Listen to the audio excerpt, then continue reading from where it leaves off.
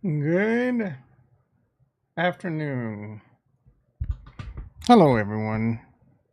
It's about to be lit. It is about to be lit. Ricky in the house. How you doing, brother?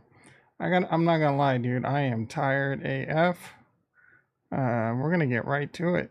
We're gonna get right to it. I don't even know if Ricky's still here. Are we streaming yet? Nah, he said he was gonna go running. All right, no one in the house. It looks like. I'm gonna get right into it, and we'll see how far we get. This might be a 2, 3, 4-parter. No, if you're new, if Alex Jones brought you here, I'm normally a crypto channel, but we talk about other stuff. We talk about whatever the hell we want over here. I'm an expert in many things. I'll tell you what I'm not an expert in. I'm not an expert in Alex Jones. I don't know much about Alex Jones. I'll probably say this a few times out the broadcast if people hop in and out. We go like 15 minutes and no one shows up. I'm shutting it down because I'm ready to go make a pizza. I'm ready. Oh, Ricky's back. What are you shitting?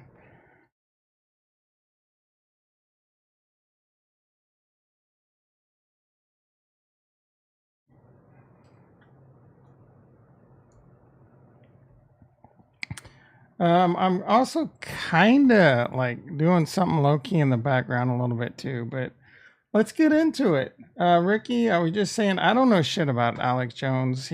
I believe he's an extreme right wing wacko. And I think like the reason he became popular is because he said something about like a New England school shooting, right? Something along the lines like they deserved it. I really don't know. I just know a lot of people hate him. I really don't have an opinion on him. Look at that. Who is that sexy mofo? Sexy mofo Ricky watching. All right. Ooh, the 5 pillars. That was 3 months ago. All right. Alex Jones, PBD. It's going to be unbiased and honest. I'll tell you that right now. We get no value to hate and how they run, homie. Look what I become. I'm the one. That's some heavy bass. Is that too loud? How does it sound? Today's guest, for those of you that know him, he doesn't need an introduction. You love him, you hate him. I have no opinion. It's so funny. I was asking one of the guys in here. I said, "So Andres, yeah, it's hot AF. Can you hear? Can you hear the stream good?" Based on the viral clips I've seen, he looks like he's crazy based on some of the stuff that he says. He says, "I don't know much about him. That's all I know. What the media says about him." This is a guy that doesn't follow politics. The last time you and I were together, I think it was a day or two after you had gotten banned. We sat down in Austin. It was a different kind of a conversation we had in Austin. It was you were eating apples. If you remember, you were biting that apple. It was an intense conversation we had. But it was a good one. And it was late in the evening. I'd been up from since 5 a.m. I was exhausted, but it was a good discussion. Yes, and I'm glad we're able to do it. He sounds like Bubba the Love Sponge. Since the last conversation. We got a lot to cover with you. It's so interesting with the timing of it right now. Is with what's going on with the Wagner Group or Wagner. Yeah, with what's going on there, we'll cover number one story across the world. I mean, this could lead to nuclear war very easily. That's why I'm glad we're actually in a vault with 5 foot thick walls. We're safe here. We're safe here. You're in a safe spot. The rest of your crew will die out there if a nuke hits. We got that story. We got RFK comments he's made, and I know you're a fan of some of the stuff he talked about. We'll get into that as well. Bohemian Grove, some of the things with that maybe a lot of people have no stories of it, but we'll head it again from a different angle. Then Navy confirming they knew the sub was going down. I think Coast Guard knew as of last Sunday. Oh, that's when he became. I had no idea. Did he really predict it though? Karine Jean-Pierre's questioning this last. I think it was even yesterday. It was yesterday. It was amazing. Back and forth, and she just didn't want to answer any of it. I think even Kirby got involved. Kirby walked off. Yeah, he walked off. A prediction you made March 8th of this year that came true. We'll play that clip. And we got a few other things. But this is the first thing I want to talk about from my standpoint. So, Sandy Hook. We're not talking Sandy Hook. What I want to talk to you about is... Yeah, Sandy Hook was what I was talking about. Article. What did he say about Sandy Hook? This is Sandy Hook families want Alex Jones to pay up $2.75 trillion in damages as he seeks new trial. So here's a question I got for you. either you're the richest man in the world and we don't know that. How do they collect that kind of money? How do they come up with a number like this to collect from you? And then they run articles in the New York Times saying Jones refuses to pay. How am I? That's the GDP of like Scotland. Jones refuses to pay. More than that. Or France, I think. Actually, India's GDP is exactly $3 trillion. So they want you to pay India's GDP. Which is 1,500,000,000 people. Yeah. I'm not laughing. And they say, why does he laugh? Well, here's the thing. I was found, this is very interesting because this is a new thing. If you wonder why Fox settled Dominion for 700 and something million right as the trial started over questioning the election, which we're not But doing. what did he Obviously, all predict? election Did he free actually Fox, great predict president that ever. they were going to I'm run serious, I love it, jets man. into The shots are wonderful, take 'em all to towers Pentagon. and the But seriously, Pentagon? GMO's wonderful. Glyphosate's wonderful. Hunter Biden's great. Yeah. Anyway, I love his laptop. It's very entertaining. I don't know, but seriously, what was I gonna say? No problems here. I what they do is they, in certain jurisdictions like Austin and areas of Connecticut and DC, they go in, and this was in the case with or Delaware with Fox, and the judge defaults you. The judge defaults you and says to the jury, you're guilty. Well, the judge didn't call the default in Dominion with Fox. The judge said, I'm saying you're guilty and you did lie about the election, and I'm going to tell the jury that, and we're going to start it from that point. So she did like a soft default with them. That's when they went, whoa, we settled. Well, with me, they did a hard default, said I gave them no information. No, I gave them 4 years of stuff, gave them everything they wanted, and then they had no case because I never made. All right, I'm going to be honest. I've already started daydreaming. I don't even know what he's talking about. So I'm gonna really try and focus right now. Up any of this stuff that they said that I said, and I couldn't put a defense on. The jury's only heard I'm guilty, now decide how much. Then they put financial experts on that never examined our books, didn't want to look at our books, and said I was worth $400 million. At the time of that first trial, I had about $2 million in the bank, and then some real estate. That's it? Yeah, it's all lies. It's all lies. Sure, I've had gross sales of $60 million before, but when you're selling, water filters and you're only making 30% on them because you give them a good price, yeah, I mean, I've sold $10 million of water filters a year, and then and we end up after everything, getting a couple million, and then I probably get a couple 100,000 out of that. So you know how business is. You don't get the gross amount, and so.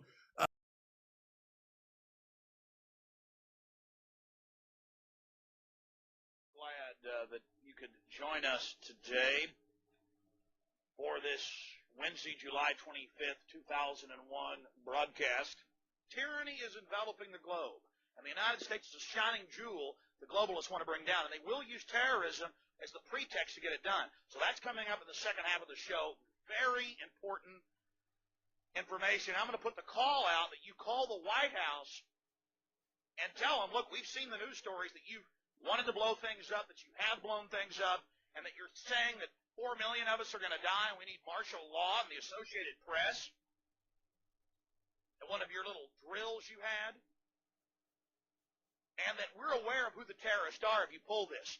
This can stop this Hitlerian Reichstag event. I want to put the toll-free number up for Congress.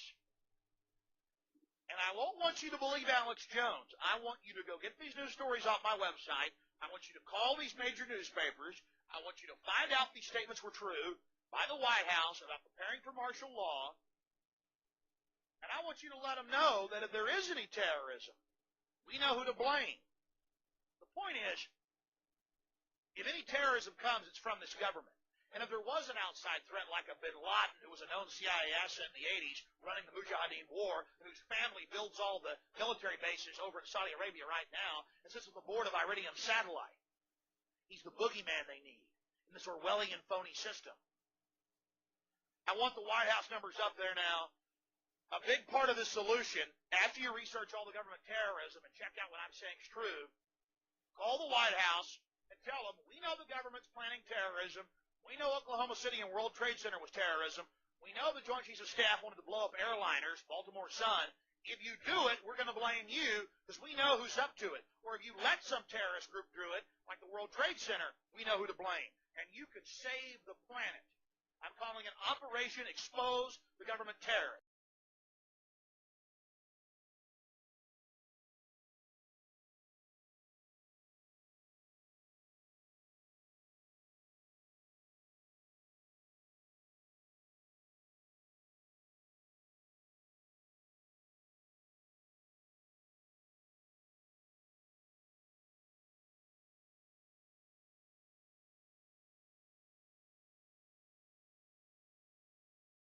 hot here, doesn't it? To Yes, me, it does. Brian, you're the thinnest of all. Next to What? Anna. Next Oh. to bitch, you never. Oh, Good morning. you just stare like a little python, ready to wrap around me. I have sometimes pregnant pauses for effect, bitch. I've been doing radio 40 years, about to get mine. They look back over the fact that we made. I mean, That was probably Bubba. $600 They million sound in the very last, similar, huh? 10, 12 years. And they just said, look, he kept 400 million. And then the juries went, well, fine, then give him $1 billion. Yeah, it's probably And then still a they little went back early to the for judge and Jason. said 1.5 billion in Connecticut's not enough. They said, and that's why it's in Bloomberg. This is not a joke, folks. They said, well, no, we want 2.75 trillion. How did they come up with that number, though? They gave an FBI agent who I'd never heard his name, never talked about him. They had none of me on air, none of my crew, no articles. He's listed in the lawsuit from Connecticut. First time I ever read his name, and he got 90+ million from me. I'm not, and the law says in Connecticut and Texas, you can't sue somebody if they didn't say your name. Judges waived it and said, we don't care. Look it up. He got $95 million. I'd never seen him, did not know his name till I get the lawsuit and I Google his name. And he said on the stand, he got one phone call at his office to make sure he was really an FBI agent. And he said, and that was because of me. I didn't even know who the guy was that called. Then the guy that called his office showed up at the court, and I found his videos on YouTube, just a polite guy calling up saying, hey, people say this didn't happen. I'm just calling to check you're really an FBI agent. And the jury said, $90-something million, you got one phone call. Jeez. I want to get one of these phone calls if I get $90 million for it. Alex, these numbers seem outrageous. Whether it's $500 million, $1 billion, $1 trillion. And by the way, the media will say I'm denying it. 4 years ago on your show, I said I thought it happened. I said it 7 years ago, I thought it happened. But here's my The question. media just went and took a few things out of context and blew it up. Here's my question, Alex. Whatever the outrageous number is, you're saying you were never even worth anything close to that. All right. You filed for bankruptcy after that, right? Yes. So walk me through the process. Well, the judges wouldn't let me tell the jury. The judge in Connecticut said 6 months in jail, contempt. She gave me a list of 20+ things. Cannot say I'm innocent. This is on TV. Mm-hmm. And they would cut away at those points. Cannot say I'm innocent. Cannot say I'm in bankruptcy. And cannot present sworn federal documents and my bank accounts. Which you go to jail if you lie in bankruptcy. Yeah. So now walk us through what happens when you're bankrupt for $1 billion or $1 trillion. What happens then? I mean, it's like if somebody says, I'm going to shoot you once, I'm like, please don't. I'm going to shoot you 5 times. I'm like, please don't. We're going to shoot you 500 times. You're just like, that's ridiculous. I mean, okay, 10 times and 500 times. It becomes preposterous and it just shows the excesses of the hysteria that's going on. Does it preclude you from making more money now? How does that work? I genuinely don't understand when you file for bankruptcy and you're quote unquote owed $1 trillion, whatever the outrageous number is. Do they seize your assets? Do they seize your bank accounts? How do you even pay this? I mean, here's the thing. I've never lived super opulently. I mean, I got a nice car, house with a swimming pool, and I can get a good steak for $50. I mean, I've never. So I used to take the money we had and put it into advertising and promotion and buy ads everywhere to promote my show because I wanted to get the word out. And so it was really just an engine of getting the word out. I was trying to make a bunch of money to build the media infrastructure. That was my real goal. And then But just like any business, that's the goal of the business, is to to grow the generate business. revenue. We and get grow that. it. Yeah, and then the mission. But I wasn't doing it as a business. It was a business to make money to get the word out. And it's fine to make money, but my real motive was always to expose the globalists, not have World War III, have sovereignty, have a good country for my children, and a good world to grow up in. And I was exposing interesting, crazy things that I knew about and having fun while I was doing it. No, but that doesn't really answer the question because I understand your motivation to make the money. How do you repay the money, the quote unquote $1 billion? Oh, yeah. Well, how does that work? Sure. I mean, that's a prima facie answer. Obviously, I don't.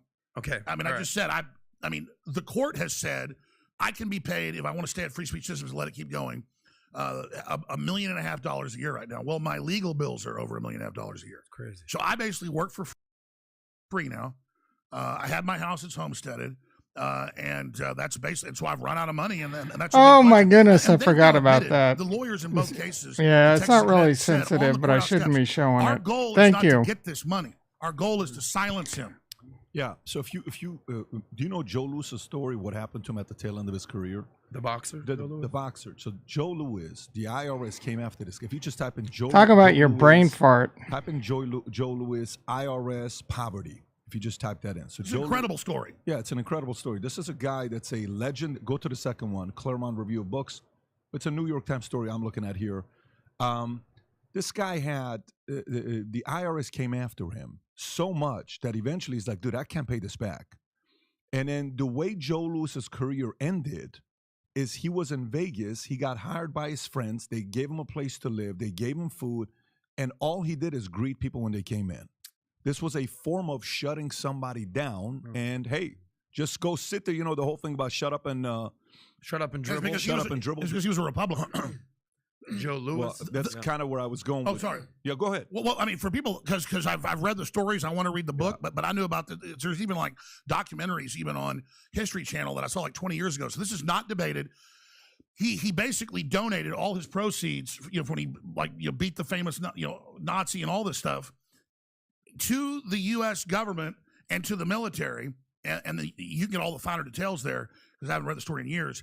And then the IRS came back and said, well, actually, you owe taxes on that gift to the troops and to all of this and to the military, and then hounded him and said, if you just stop being a Republican, we will drop all of this. And that shows how dirty the Democrats have been all along. If you can stay on that, Rob, right there. So during the war, Louis fought 96 exhibition matches before more than 2 million troops. He also donated more than $100,000 to the Army and Navy relief efforts. He reached the ranks of sergeant in 1945, the Legion of Merit for his contributions. Anyways, they came back to this guy. The story's a technical story. Taxes. Yeah, to back taxes, to just silence him and say, just don't do anything. So my question is, okay, with him, back then, they had their reasons. Why do you constantly find yourself getting in trouble? What is it about Alex Jones? Some will say, well, they're afraid of what Alex has to say because Alex is exposing them. Did you see what Alex did? Alex talked about 9/11 in July, and it happened 4 months later. How did he know, that this was going to happen 2 months later? How did he know when he talked about it in the video? How did he know about this? And how did he know about that? Some of the stories with the Skull and Bones Society you've talked about, the big pharma on the government, the cashless society, the, government surveillance, Epstein, high profile. You've talked about all that stuff. And then some of the stuff with vaccine got you in trouble with, Sandy Hook, with the pizza, with all these other things. But why do you think they are trying to do this to you? 2.75 trillion, when even a regular person hears it, they're like, this is ludicrous, ridiculous type of numbers. What do they fear the most with you?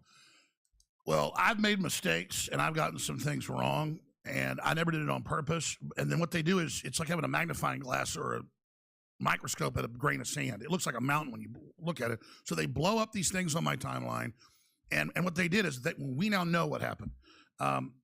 They tried to censor us and block us and stuff over the years because we broke a lot of big stories, did a lot of great research, had a lot of great guests on, and broke a lot of original important news, and our accuracy was way above 95%.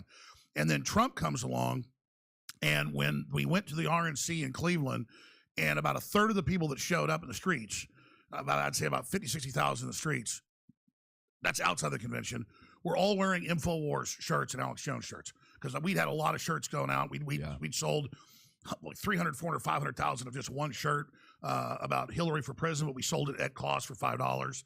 And so there was, I'd say 10,000 Hillary for prison shirts there. And there were thousands inside. And so you've got all these reporters there. There's no counter demonstrators. Pull up those shirts, Rob, so we can see what it looks like. Oh, keep going. And so all there was, and of course the news reported on this. They're like, there's a sea of InfoWars shirts and a sea of Hillary for President shirts. And then when Trump won. So all I really get is he's just some extreme right wacko that has the extreme right cult sipping fools that, Tom Likas, Rush Limbaugh, and all those morons. That's a great way to piss off like a bunch of prescribers. No, dude, I've always said a million times, I'm not extreme left or right. I don't even know if this guy's extreme, but he does seem to go after that crowd. So far, he seems like a smart dude. I don't have anything really against him. I haven't paid a lot of attention to what he said so far. Let's keep going. they'd already started the Russiagate investigation saying everybody was a Russian agent. So now we know it's been declassified that they said I was a Russian agent, Trump was a Russian agent. It was all fake. And then they were able to declare national security. This came out in Congress 3 months ago and put the CIA on us. So the CIA through law firms and through PR firms, they've now bragged after the cases about this. They had a big Time magazine article about it, and they had and then the PR firm's one of the largest in the country. Just got bought by the biggest. They do the PR for the UN. After the judgments, they went, okay, we did it. We're the geniuses. We're the best. We went and found something that made him look bad, blew it up, had the media all report it, and then make it hurtful to people, but it was them blowing it up.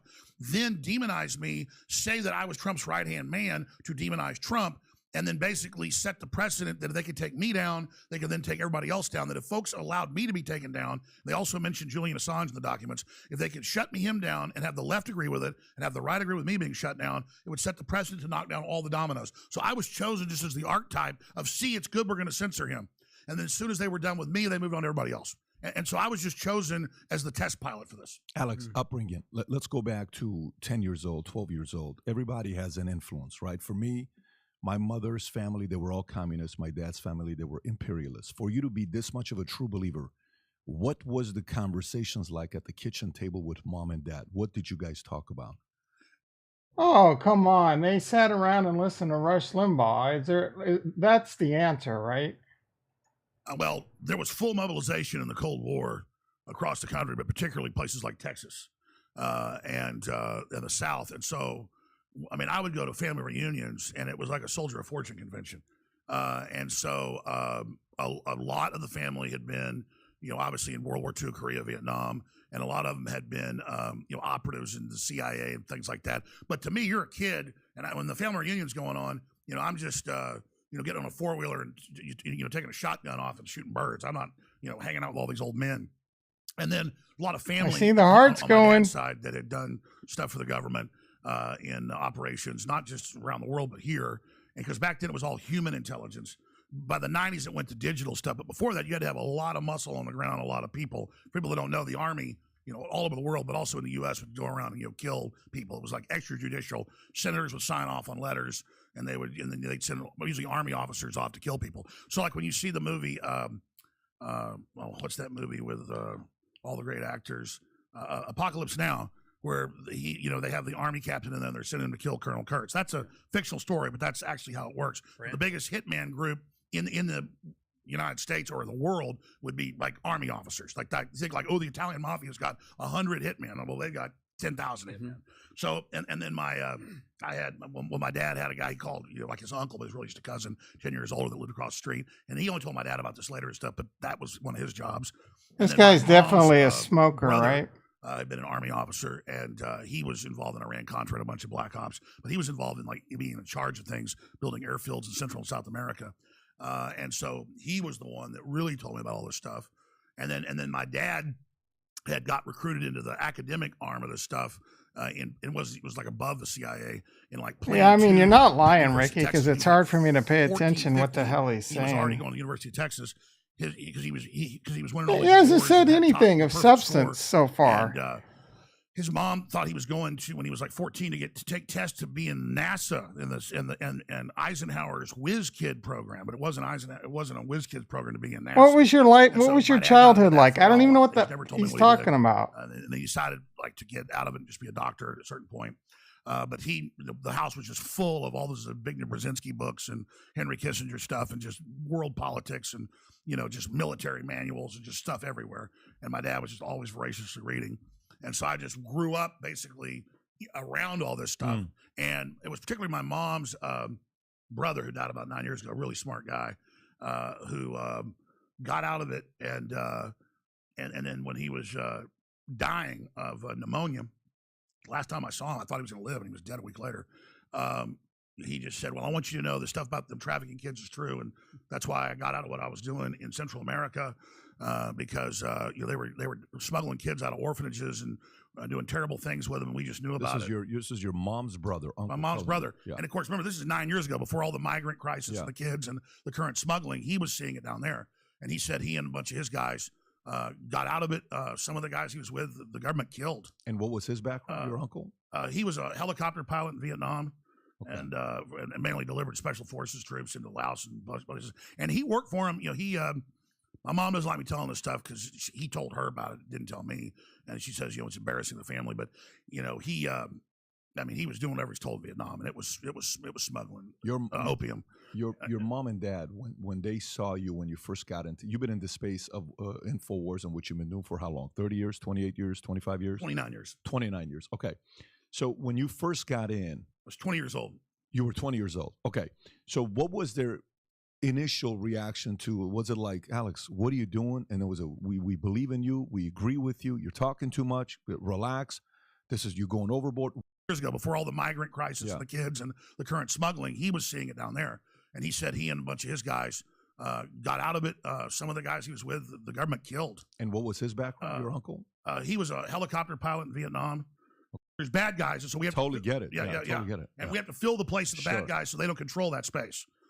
Okay, you understand? We got to fill the space of relax. You're going overboard. What was their reaction to this when you first got started? My dad, for the first 5, 6, 7 years, was just sometimes say, you need to be careful what you're doing, and you can get killed doing this. And he said, one time he said, I can have you talk to some people and get you out of this right now. And I said, the government's bad. He said, they are bad. They got to do bad things to protect this country. They're in charge because they're smart, and they're smarter than us. What a thing to say. And yeah. They got to do bad things to protect the country. Yeah. And well, because there's bad guys, and so we have to get it. Yeah. Get it. And we have to fill the place of the bad guys so they don't control that space. Okay, you understand? We got to fill the space of the bad guys so they don't control that space. Yes, that's all Zbigniew Brzezinski, Harvard, Straussian, injustifies the mean stuff. This is really the philosophy there, but they're really the bad guys. And then about 6 years into it, my dad came and apologized. He said, "No, you're right," and because the system wasn't that bad, on the surface 25 years ago. Yeah. But then after he was, "No, you're right," and like his cousin, would do stuff like, I'd be over there for coffee like once or twice a year, and he'd go, "Yeah, I've been reading some of the stuff you're doing. You better be careful. They're going to kill your ass." And I didn't even know at that time that's what he did. I mean, I'm sitting there with an Army officer that, I mean, this guy hasn't done anything so far that would make me say I wouldn't have beers with him. Makes it 1996. Is it fair to say you started in 1996? No, I started in. He seems a little crazy, but he also seems a little smart. I don't know. Wikipedia is all wrong. It says InfoWars started in 2000. I mean, Rush Limbaugh was crazy, right? Once I transferred it, it started in 1997. I got the website. Perfect. So 1994, you get started. 6 years later, your dad is saying you're right. Is this pre you saying what's going to happen to the towers or what's going to happen? There's an attack that's going to happen in July. Was it pre that event, or did your dad say, I agree with what you're doing post that event? No, he said he agreed with me right before that. So pre 9/11, he agreed with you. Yes. And then what did he say to you after 9/11 when you're like, Dad, this is what's going to happen? I'm assuming you're talking to your mom and dad and like, hey, Alex, you sure about this? You just that's a pretty outlandish claim you're making. And then boom, 9/11 happens. What's that immediate conversation like? And the reason why I want to focus on parents is because my influence is my mom and dad. So it's kind of like as you're making these types of claims, and let's just say you're on a crusade. I think in your mind, you think you're on a crusade, right? Definitely a crusade. You can't trust a lot of people. There's only a few people you can trust. They can let your guards down and just talk to them. I would assume your mom and dad are in that. Oh yeah, they were always good people. They weren't villains. But my mom, has a degree in history. They were just always into this stuff, and they believed in America. And it's like a naiveness that, we do some bad. He's hardcore gotta, Republican. Beat the bad guys.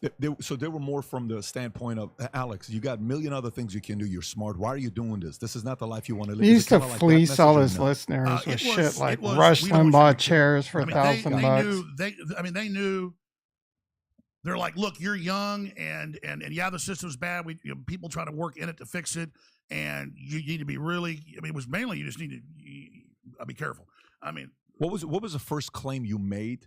Where So I would say I'm kind of with what you said earlier, Ricky. His claim, he didn't really he predicted there would be terrorist act, and he mentioned the Twin Towers. That's all I gathered, right? Yeah, if you predict a lot of shit and you say a lot of things, there's plenty of people out there. There's thousands and thousands of conspiracy people saying things, right? So one of them's going to hit. You know what I'm saying? One or two of them are going to hit. It's just like, you know, you got people in the stock market or people that hit home runs on a penny stock or whatever, right? Like they're a genius. Like, what's his face? The guy from The Big Short. Like, he made a fortune shorting houses. He hasn't gotten a damn thing right since, right? But he claimed to fame. First one where people are like, oh shit, this guy's up to something. What, that was kind of weird. What's he talking Michael about? Burry. What's the first thing you said that became a reality that at first everybody fought you on it? Because we have this one. If you can play this one here, this is July 25th of 2001. Okay. Whose family builds all the Go back. military Go back. There you go. threat like a bin Laden, who was a known CIA asset in the 80s, running the Mujahideen war, and whose family builds all the military bases over in Saudi Arabia right now, and sits on the board of Iridium Satellite. He's the boogeyman they need in this Orwellian phony system.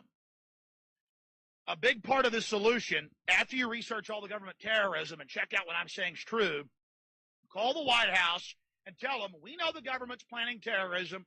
We know Oklahoma City and World Trade Center was terrorism. We know the Joint Chiefs of Staff wanted to blow up airliners, Baltimore Sun. If you do it, we're going to blame you because we know who's up to it. Or if you let some terrorist group do it, like the World Trade Center, we know who to blame. And if there was an outside threat like a bin Laden, who was a known CIA asset in the 80s. So you say this pre it going national. And by the way, I did a 2.5 hour show that people only have that clip. It's in one of my documentaries. I need to find it and re-upload it to the web because when they took it on my YouTube, it all got erased. That's a copy of a copy of a copy. I did 2.5 hours specifically saying they're going to blow up the World Trade Center. Call the White House, tell them don't blow up the World Trade Center. So I'll find that full clip this week because it needs to go up, and I'll put it back up. Yeah, and by the way, we have your permission to use your clips. On the Anything podcast. you want. It's all free to air. So okay. So when you did that, what is the reaction from? Oh, by the way, PBD, do I have permission to use your video? This will probably definitely get copyright strike, little bitches. That to 9/10, like pre, we're like, what are you talking about? That this is going to be happening? You must be losing your mind. Like, what was the reaction people gave when you first said that?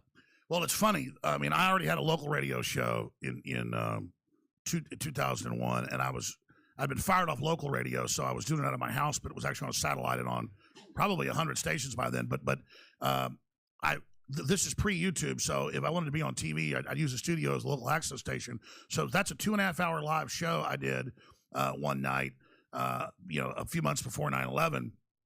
And what was the question?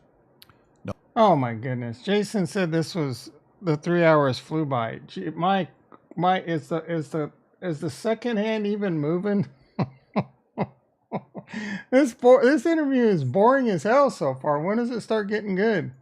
No, what I'm trying to say is between this, when you make that claim, I remember the question. I remember pre 9/11 during that 2 month period, thousands, tens what's of the thousands reaction of from people to subscribers. you? And then right after 9/11 happens, what do people say about you? Sure. What happens? I was kind of going back in my memory and then trying to find exactly, and that's why I was just kind of tracing back to the point. Because then once I remember one thing, I remember the rest. This is a crazy story. Okay.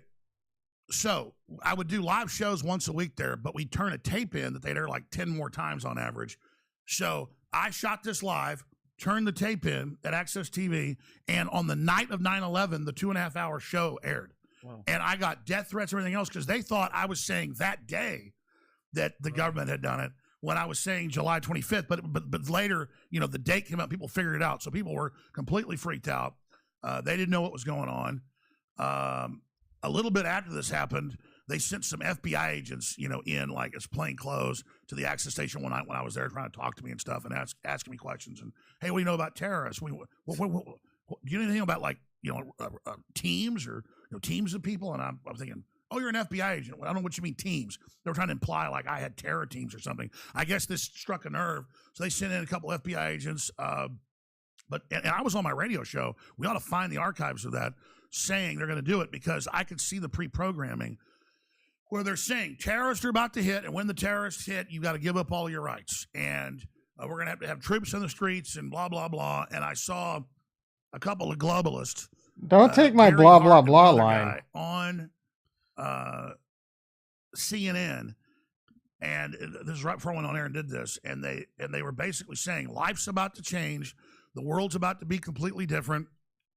We're going to have to take your rights away. Terrorists are about to hit. And I saw articles in the local paper saying that. I saw the pre-programming, like a rollout was happening. And I knew that Islamicists had hit the towers in 1992. It was a real attack, but the FBI had cooked the bomb, allowed them to do it, protected them, blocked Ahmad Salam, the Egyptian. Is this proven? It all came out, yeah.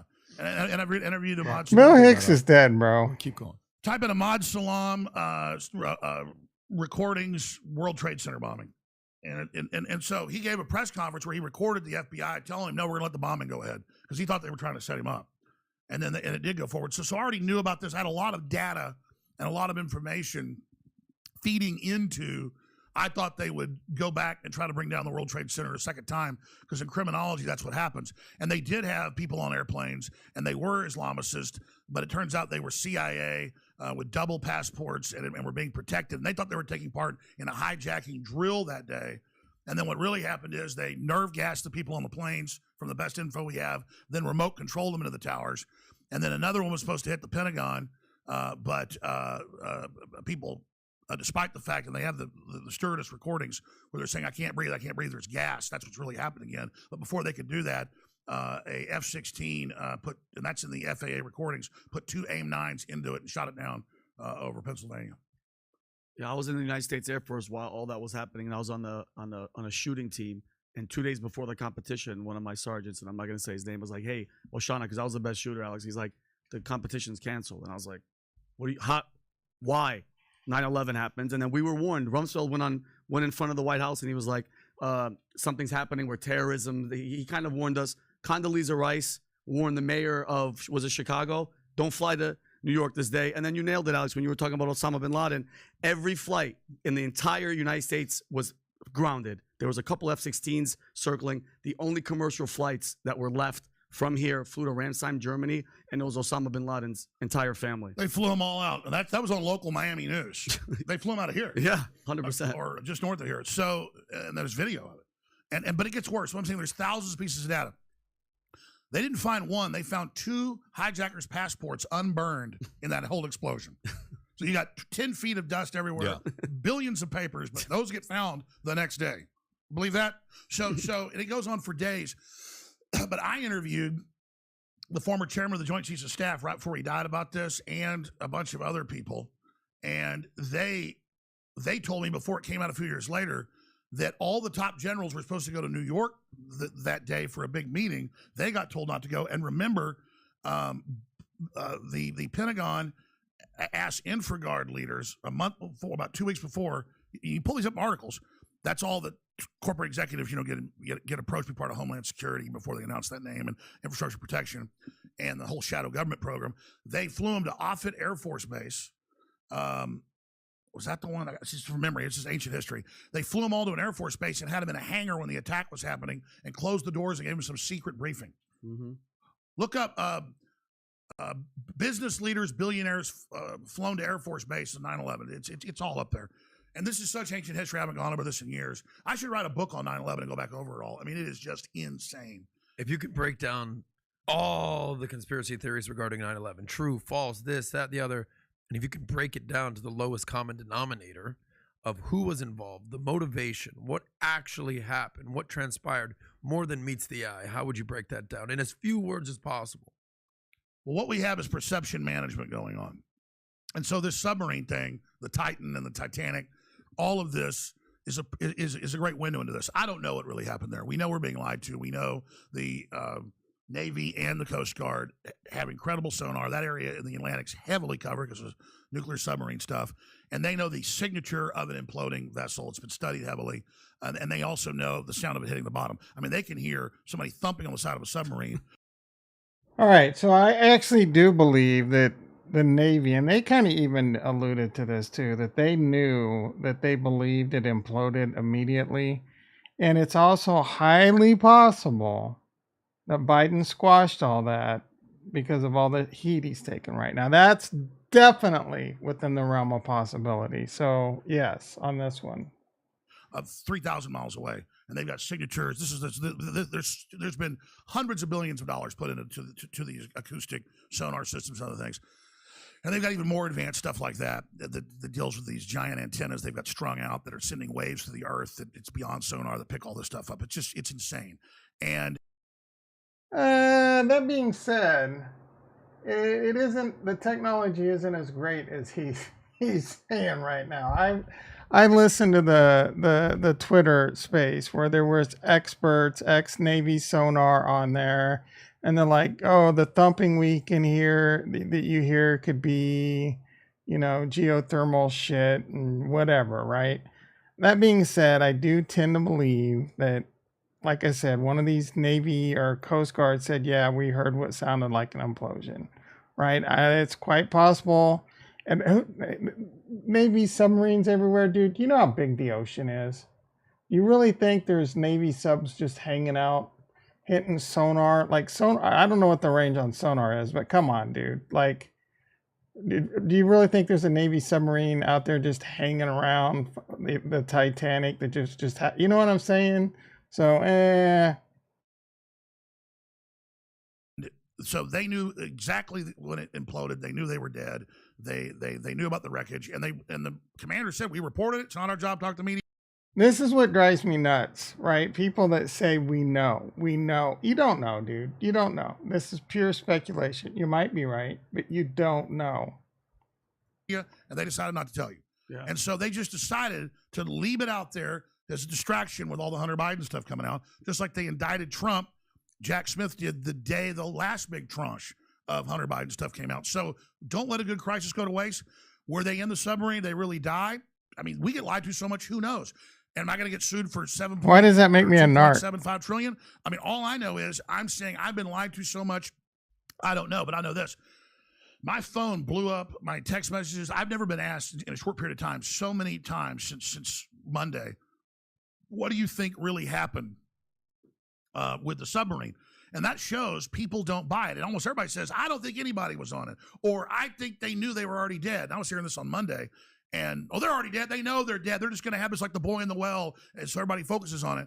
And I'm like, I don't know. So I didn't comment until Friday, because what I've learned is they spin when I just question and war game something and then say, look, he says nobody died. And they'll go to the widow, one of the submarine guys, and go, look, he's up there making money saying nobody died. And then they'll I mean, literally that's the model. But what's happening is the public doesn't believe any of it. Almost no one I talk to, in fact, no one believes it. So you asked your question is, what's the biggest thing we expose, or how does this? Bitch, I just said that the government could have been trying to squash this whole thing. I don't know. I don't know how more clearly I can say. I don't know. I think it's highly believable that they knew. Excuse me. I don't think government subs were even in the area. It was a Coast Guard that heard it.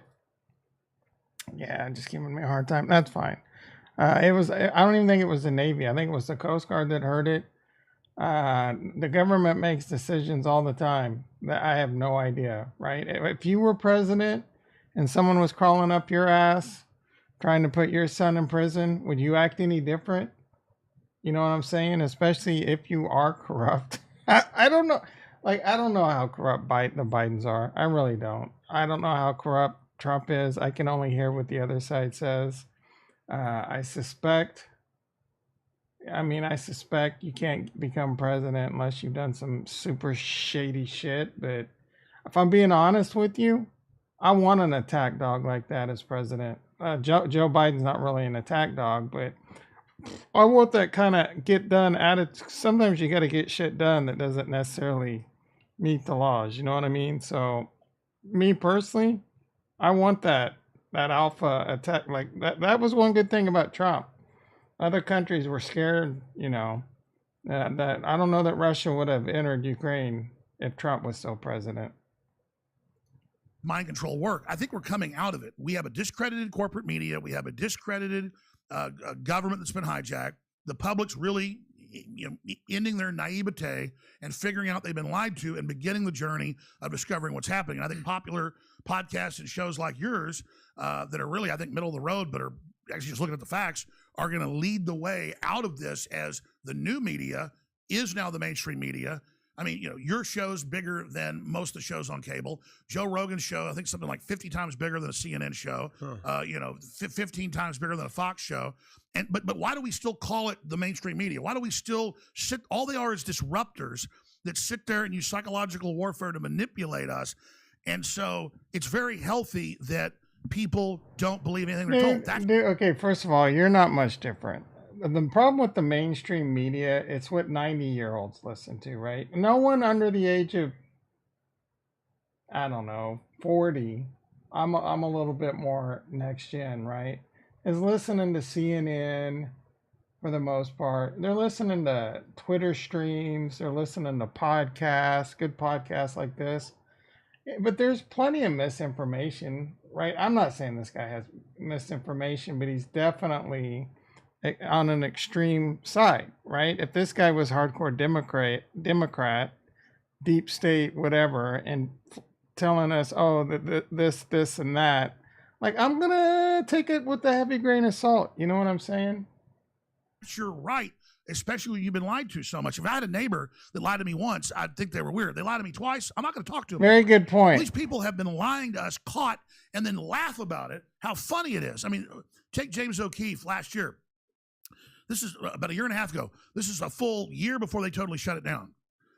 Well, we're going to end the whole COVID thing and stop hyping that for now. And we're going to be all global warming and lockdowns and energy shortages and collapsing stuff and, just the end of civilization, end of the world. And then like a light switch, a few months later, all the media on the same day gets the new script and shift to that. Well, that's the dinosaur media. And the only power they have is getting us to kind of debate what they're saying and doing, when at a certain point you realize it's just all crap. And that's happened. The average CNN show has like 80,000 viewers.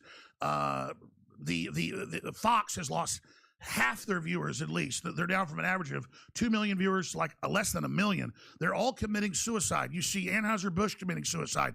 But then Modelo's smart. We want to celebrate sports heroes and icons and war veterans and families and heritage and then like it's not just Hispanics going out and buying the beer, it's the white people. They go, yeah, we want to celebrate heritage too. I mean, we want to crack a beer and think about our country and our mothers and fathers and sisters and brothers and children, how we're good people and how we want to be successful. We want to hear about a boxer or a swimmer or a firefighter that saved kids. We don't want to see some clown hop around in a dress.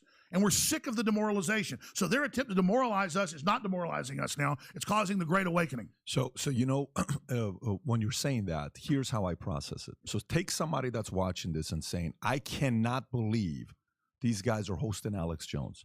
This guy is the platform from everywhere, Twitter. Even Elon Musk doesn't have Alex Jones, which I want to ask you about that as well on Why in a Minute. But there are the people that 100% agree with you. They're loving what you're saying. Like, oh, this is awesome, great, keep going it. And then there's the people in the middle like, yeah, kind of makes sense. And then people on the one side that you're not going to win anyways.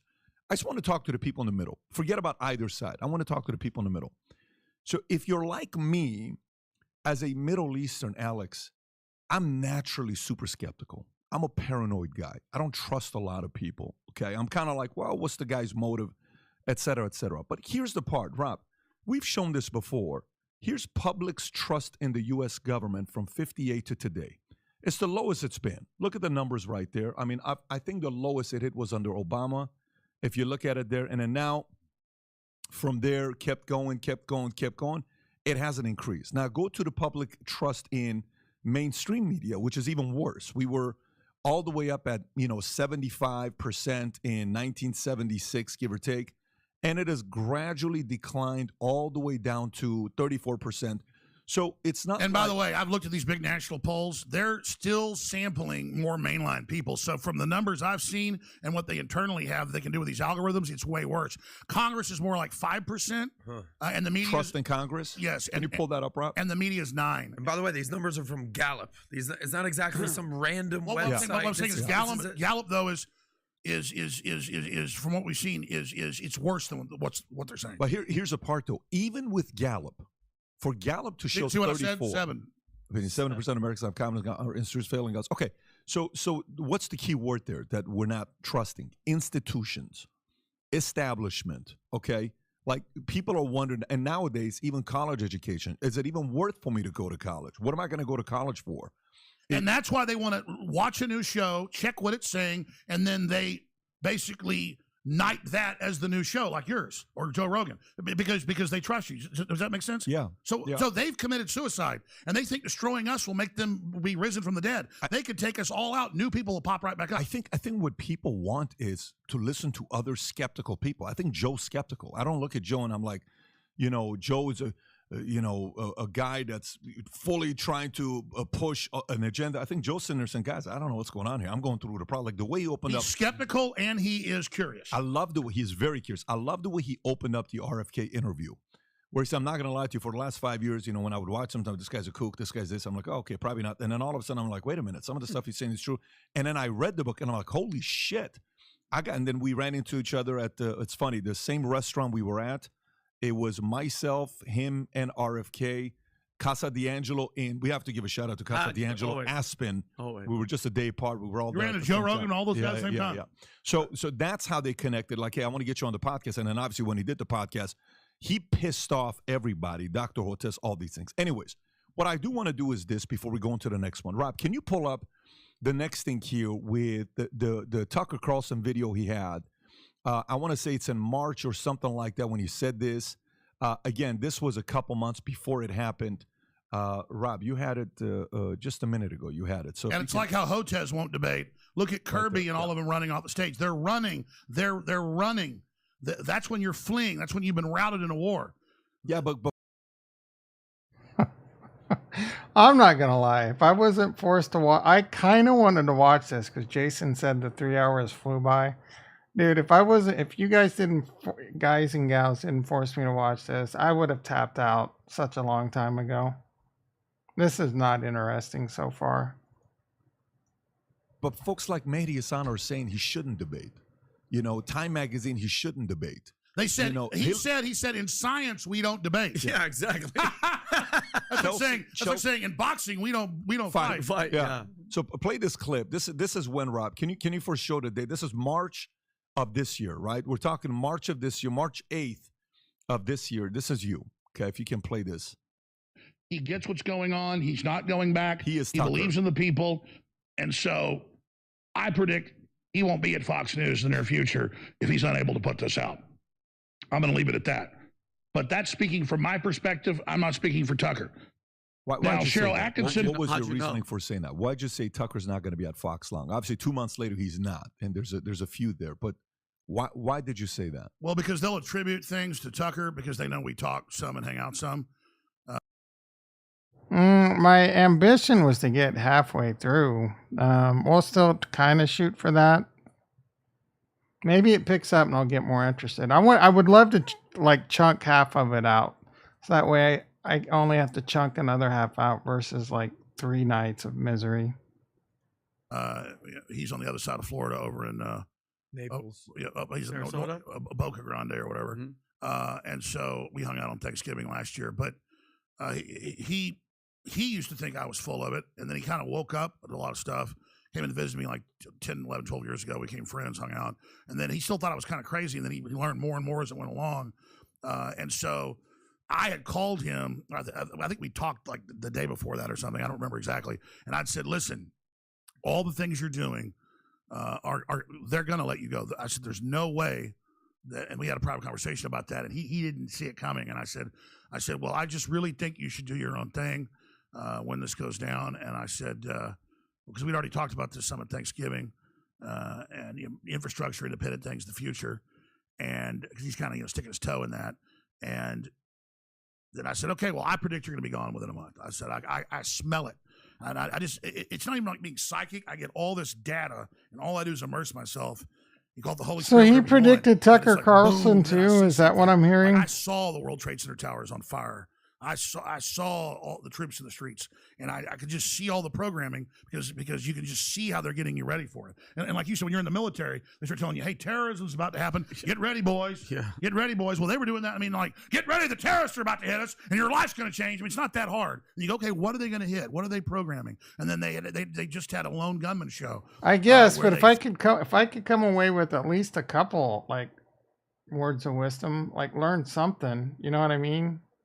It wouldn't bother me so much. That Elon video looks stupid as hell too, but flew a jumbo jet hijacked into the World Trade Center to blame. So did he predict Tucker Carlson would get fired? Is that what he was saying? Blame a Middle Eastern terrorist to invade Afghanistan. Now, I said at the time, see, they're going to attack the World Trade Center. That's another reason. Later, Chris Carter contacts me and says, yes, that's true. the CIA contacted me. They did this routinely, and they basically wrote that script 9 months before 9/11, and then he produces it. See, do you listen to him all the time? Are you do you listen to this and guy a he lot? based the 2016 series on me. That's interview. He said that. I'm not trying to brag. It's just crazy. The whole talk show host ends up being right at the end. And that's another reason they came after me, because they're like, this guy's getting too popular, even with the thinker people they don't control. So the CIA came to Carter and said, we want you to put this out. And then you notice his 2016 show is all about a vaccine that has a system in it that basically destroys your immune system. And so they have some reason wanting to pre-program us. And I don't think Carter's with them. I think he figured out, he thought he was just helping. He realizes now he was like programming the subconscious for something. This is very sophisticated. You have your conscious, you have your unconscious, and you have your subconscious. Or you have your conscience, and you have your subconscious, and you have the unconscious. And so they're directly trying to talk to the unconscious. And that's thousands of times more powerful, they believe, than the conscious, and hundreds of times more than the unconscious. Why do you think they let Tucker go? Why do you think specifically on the Fox side? Well, I actually know why. Okay. I mean, I know well, they were already planning to do it. And then let's just say this. The Vanity Fair article, or was it the Hollywood Reporter, I forget, which one was the one that Rupert Murdoch was upset by his fiance being Christian? Oh yeah, I remember reading that where Tucker was talking about God a lot in that speech, and that it pissed him off because Rupert Murdoch is an atheist. Well, and he got really pissed off. Vanity Fair. Vanity Fair. And so the night they pulled the trigger was when he gave that Heritage Foundation speech. And he said, "Look, God's real. You need to pray to God at least 5 to 10 minutes a day. Evil's real, and you need to get God. You need to get God right now." Tucker said that. Tucker did that in a speech. Yeah, at the Heritage Foundation. And then Murdoch called the head of Fox and said, "I want him fired, and I want Yeah, him you fired don't have Monday morning. you like Don't just tell kept him pointing me until, to the channel. Get me the video you want me to press react release out to. simultaneously." So they call him, get him And on the put it phone, in the say, "You're Discord." fired," and then put the press release out and hang up on it. Alex, how do you know this? And then they won't tell him. How do you know this? Is it because people from? I can't give sources. No, I'm not giving. No, I'm not giving names. I'm not giving names. All I mean, I'm my saying, sources are so good that I even had Tucker's guys like, I "Come did on, Alex, already? don't tell Where? everything." And I didn't even get it from Tucker. I got some of it. The point is, I know everything. Now. okay, somebody. In fact, I got stuff so incredible it'll blow you away, but I can't tell you. I mean, it's pretty amazing. This is all from my perspective. This is what I hear. What I'm getting is I have a different source. My source is the amount of people that have reached out that want to come join. I kind of our remember that. organization. And we're I not don't even know a where big the media F I company. saved We're it barely though. getting started. We're a small little media company here in South Florida. And but the amount of people that are saying, "Hey, are you looking for talent? We heard you're looking for talent. We don't want to be here long term." Some of the stuff that's going on the inside at Fox is not something. No, Fox is falling apart. I mean, Tucker, obviously his former lead producer that put up the thing that Biden's an aspiring dictator, that was his last hurrah knowing they'd fire him. They're all going to join Tucker. He's built it. I interrupted. Sorry. Tell me what's going on. No, that's all I'm saying is we get to call on people. So you're saying Tucker's planning on building a media company? Or on Twitter. I think that's obvious. Okay. I mean, yes. But here's the thing. I don't want to give anything out of confidence. And so I've learned, I have Fox sources, I have other sources, I've talked to people, and I mean, that's obvious. That's what he's going to do. I mean, in his first new show that got like 100 and whatever million views, he said, "I plan to do monologues and then more things after that." So yes, what you saw with his Fox Nation thing, but done right, is what he's planning. It's all, the thing is, people say things are classified or they're secret. Is that his boyfriend right It's there? what's right in front of you. So Tucker has said he's going to do all this. And so then I do know some of the things he's planning, but I'm not going to repeat that. I can just tell you what I can, with human intelligence, see is going on. Jason in the yes, house. Fox How you has- doing, brother? Fox has actually lost 50+% of its main viewers. It's like 65% of their key demo. Yeah, I'd believe he's homies basically they with committed Tucker suicide. for sure, Again, just and like all these probably other leftist Rogan. companies. Rogan could be a little Because far they're planning right. something big, and I don't think they care. And the central banks with the ESGs can give them unlimited money to prop them up later. That's why these companies fall over themselves to lose $24 billion at Target, or $15 billion at Anheuser-Busch. Fall over themselves to do this, is because they're planning something so big, and things are going to be shook up so bad that none of this is going to be here anymore. And then that leads us to the Russia situation. Who are some of the guys you're seeing right now that are either in the process of being the next Tuckers or are in the camp of Tucker, that they're pushing the envelope, they're challenging the establishment? I didn't know Who that, else but would I you put? knew he didn't Obviously like not at Trump. Tucker's level. Tucker's the guy that's the MJ of the industry today. Guess what year this was? And you will know with certainty why you should never trust Elon Musk. Someone's going to sit in a Tesla without touching the steering. Who else you see is coming up? Whatever different places they are there any other names that you're seeing that's going under the direction that Tucker's going? Like, for example, when we used to watch Tucker back in the days with Crossfire, and he's doing what he's doing with Jon Stewart, and Jon Stewart's trying to punk him, and you see how Tucker stood up to him, you know, and challenged him, and then look, he went from being who he was back then and the bow tie to not being the Tucker of nobody's getting the kind of eyeballs he's getting. So who won at the end of the day? Tucker won from going, John. Well, that's the thing. Tucker is a genuinely nice guy, but he's also a big guy and really smart, and he has a temper. So the point is that them messing with him and stuff made him go from being a Mr. Nice Guy to no more Mr. Nice Guy. And now he's really no more Mr. Nice Guy. I don't know if I was on mute or not, but I said Jason in the house. To be able to do interviews or think on his feet or do a great monologue, because he writes all that himself. He's a great writer, great researcher. You want to see something funny? Because of his curiosity and because of his, being skeptical. Obviously, he's just going to continue to get bigger. And now he's really no more Mr. I mean, I think, people got like yourself, nine people watching over on Rumble. Speak up over there, guys. I see it everywhere now. It's guys and gals over on Rumble. What do you think about what's going on over there? Guys from mainstream. Some Alex media, Jones lovers in the house. Podcast guys, like who at Fox do you see? Do you like what Brett does? Do you like what? Of course, have you seen his ass? He's big and fat. Megyn Kelly's doing. Obviously, Megyn Kelly's at a different place. Who are some of the names that you're saying? And Megan's already, she's one of the best. I'm talking about some of the people at Fox that you're saying, that guy maybe won't be at Fox too long himself. Is there anyone at Fox that you're thinking? Oh, I get your question. No, I don't think anybody's in Tucker's league. I don't think any of those people all just have producers. 6'1". They try to break stories. They try to. He's got to be at least 240. And Fox is basically a sinking probably ship. More. And so I do think 88, are going to leave 86 and be kilograms. Whatever type of programs they do. But at the same time, look, everything is going to be either you're a populist, anti-New World Order, or you're that's a sucker. lie. And there's no way he's that's 189 Everything's going to go pounds. towards, are you going to sit there and buy the BS of Neil deGrasse Tyson when he just tells you stuff that's completely untrue, and he just says science, science, science, science? You're like, well, show me science. And so he's like, I have a pink Lamborghini outside. Well, show me. No science. You don't question that. Mm-hmm. I say it's going to be 400 degrees outside tomorrow. Well, show me the facts. No, science. Well, it was all tested.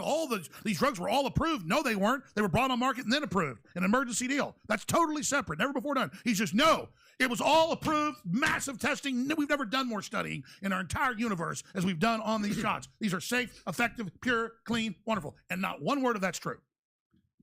I mean, remember the first year, it was an open piece of paper when you opened up the vaccine ampule by law. It has to be in there. And it just said the name of the company. Not one thing that was in it because none of it was approved. Emergency authorization. And then they did, quote, studies and suppress those studies. And that's all a fact. And they don't want you to even be able to say that. Anybody can look at what I just said. So it's going to be, are you going to sit there and take the establishment's money and tell people that there's, that there's ice water in hell? Or are you going to try to figure out what's going on? So everything is going to be the quest for legitimacy, the quest for curiosity, and the quest of skepticism. And if you're not skeptical in this environment, you're an idiot. We have gotten in this situation because we've not been skeptical. And if you go to places like Russia or the Middle East or places that have had turmoil more recently, people are skeptical or they're dead. And so you either get skeptical and get your head in the game and learn how stuff works, or you're dead. We've had it so good in this country. We're the best house in a bad neighborhood. We've had it so good in this country for at least 150 years, okay? And this place has been a wonderland compared to most other. He uses the restroom like 3 times a day. What does that even mean? I wish I only used the restroom 3 times a day. I use the restroom 3 times in the first 30 minutes I wake up in the morning. And who? This guy? This guy was coked out on Rogan.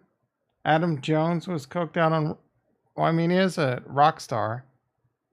During the interview, he used the restroom 3 times during the interview. He's a big boy. He's probably got diabetes or type 2 at least.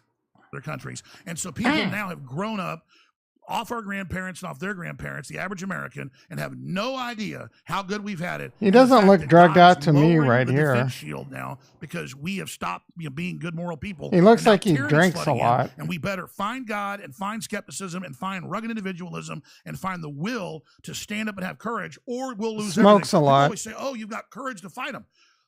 I'm trying to get out of like walls closing in on my family and my country and the world. It's not courage to be trying to get out of this thing. I mean, you take the cheesy Star Wars analogy where they're in the You trash went hard compactors, drinking they're and killing them. smoking Do they have cigars? courage trying to What? get out of there? No, Or they're just fighting for talking? their lives. If somebody tied bowling balls to my legs and threw me in the deep end and I'm fighting, That I trying believe. to claw my way up out of there, it's not courage. It's the opposite. It's self-preservation. So people better understand it's not courage. Okay, it's the courage to save yourself, which isn't courage at all, in my view. So, Alex, it's obviously a pattern when it comes to people that are exposing the truth, the elites and everything. You, Julian Assange, Edward Snowden, Andrew Tate, RFK.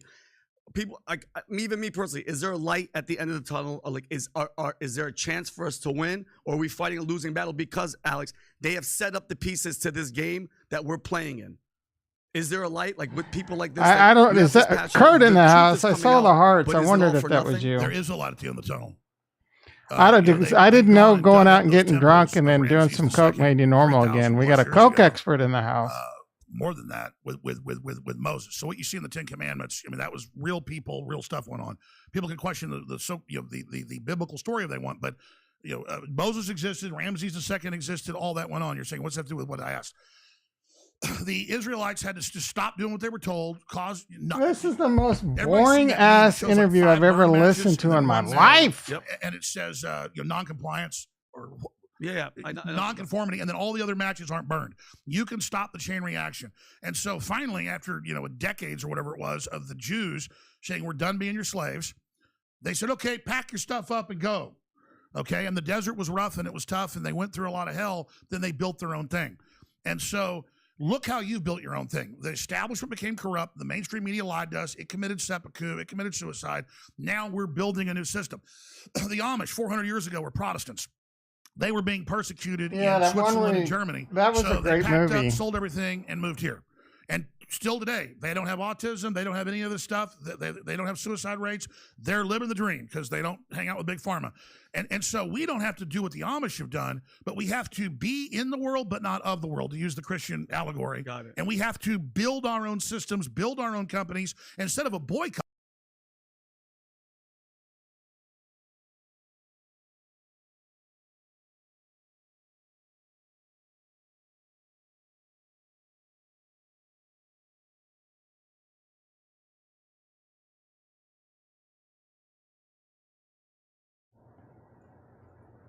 Which is great against Anheuser-Busch. And then Big Pharma comes in and sells you the drugs to fix it. It's a cartel. They've analyzed all this.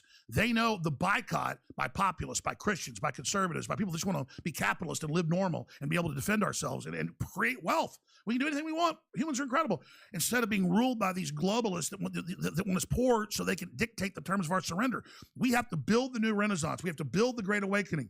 And it has to be a spiritual awakening in God, in Christ. And we have to call on God because they've got their God. Notice Target literally put out shirts with an artist that says atheists and believing in the devil. Yeah, we are Satanists and we are going to recruit your kids and an adult. A shirt with that? A shirt. The designer, it was all devil, worship Satan. Satan loves trans. Satan loves trans. S for Satan.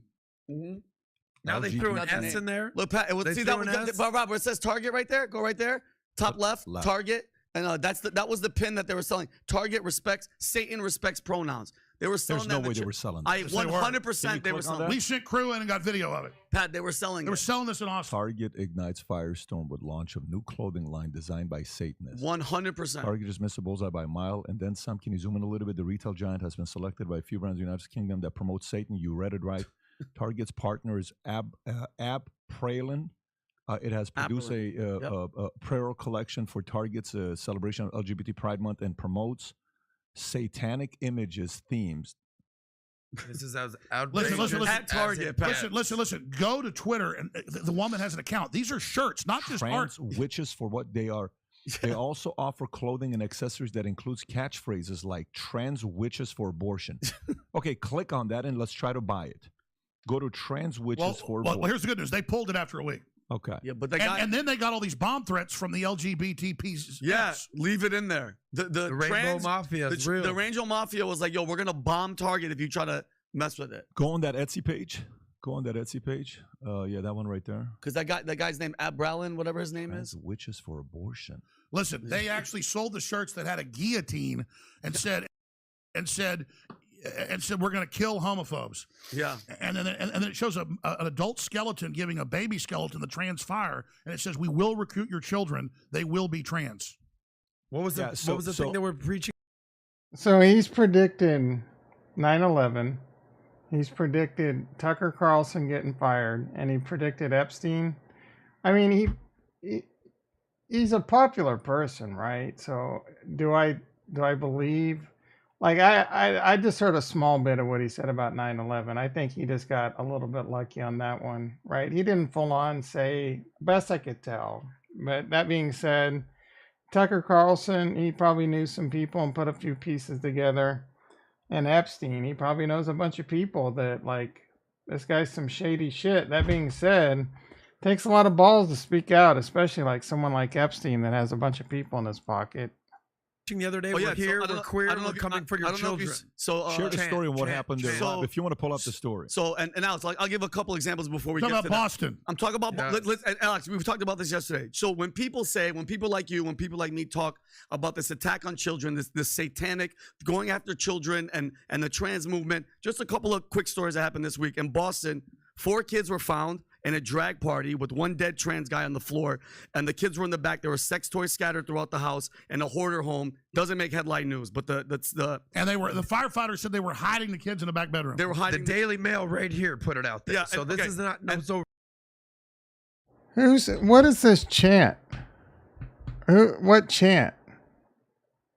We're coming for your children. Is that what the Epstein people would do, like when they were banging 14-year-olds? Kurt says, my opinion about him is that he is controlled opposition. He's so outlandish that he says stuff like this and also crazy shit. So it's muddled the water and they use it as a slur. Yeah, I agree with that. Like, I don't really have a strong dislike for anything this guy has said or done so far. Again, one of my friends told me he said something really bad about Sandy Hook. I don't really remember what that was. Like, that could change my mind maybe. He doesn't seem like he's too far right? Like, all I'm saying is, like, compare this guy to Rush Limbaugh. Rush Limbaugh was basically a gospel of just right and conspiracy theories and blah, blah, blah, blah. Me personally, he's a little bit more of an entertainer. It seems like he's gotten a few conspiracy theories right. I haven't done deep dives on him. I don't have a real problem with him. At the same time, you know, I'm much more of a transparent person. I'm much more of a, like, I don't have 100% conviction on just about anything. I can always admit, like, yeah, maybe we did 9/11. Maybe we helped this with 9/11. Maybe, but I don't know, right? And I'll never know. Well, we will never know. You will never know. This is not a right-wing source. Yeah. Daily Mail. Let's keep the stories going. The first trans state representative, Stacey Lawton, aka Barry Lawton, from New Hampshire, was just arrested. Oh, the transgender people said we're coming for your children. That's so effed up, dude. I can't remember who it was. Some state, I think it was Texas, said you can no longer change the gender of your child. What? They had to make that a law? Are you kidding me?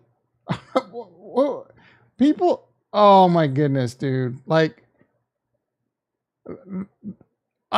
could you imagine growing up as a girl and then finding out you were sex swapped when you were a kid? For distributing child porn. Okay, it just happened. And mind you, they couldn't find him because he transitioned and changed his name. How about this one? And by the way, they're trying to pass laws in California and other states where once you change your name, if you're trans, it expunges your criminal record. Police record. Really? Oh, yeah. So just change your name, Alex. Yeah. So yeah. Now you're Alexandra Jones, exonerated. Yeah, They're good. You owe no money. And one more. So 3 days ago, the ex-CNN producer John Griffin was. So everyone in this chat is saying the media made that up to smear him. That's plausible. I have no idea. I have zero DYOR on him. Again, the only thing I know about this guy going into this stream, he's labeled as far right, and a good friend of mine, like I heard he had a great interview on Rogan, or it was a great interview, and I heard people, you know, and my friends like, oh, I can't stand him. He's blah, blah, and he said this about Sandy Hook. I'm like, okay. Sentenced 19 years for sexually assaulting a 9-year-old, okay? And then this was the other day. This is in New York City, a drag march where the marchers are chanting, we're here, we're queer, we're here for your children. Tell me this isn't disgusting. Listen. Like, they're not, now listen, this is out. So the problem with this is this is a very, very, very small subset of the LBQT, whatever. I can't remember all the letters. LBGJ, whatever. This is a very small subset. Every normal people have disturbed people. Straight people have disturbed people. This is a bunch of disturbed people right here, right? And this isn't against lesbians and gays and these and hits and you know what I'm saying? These are disturbed people that do things like this, right? How do you want to bet those are public school teachers? 100%. Yeah, and We're here's the coming thing. for your That's worse. Did you children. see the San Francisco city-funded gay choir? I bet if you went we're coming for you. calm down there. I bet if you went around and polled every lesbian, every gay dude on the planet, like 5 to 10% maybe would be this militant.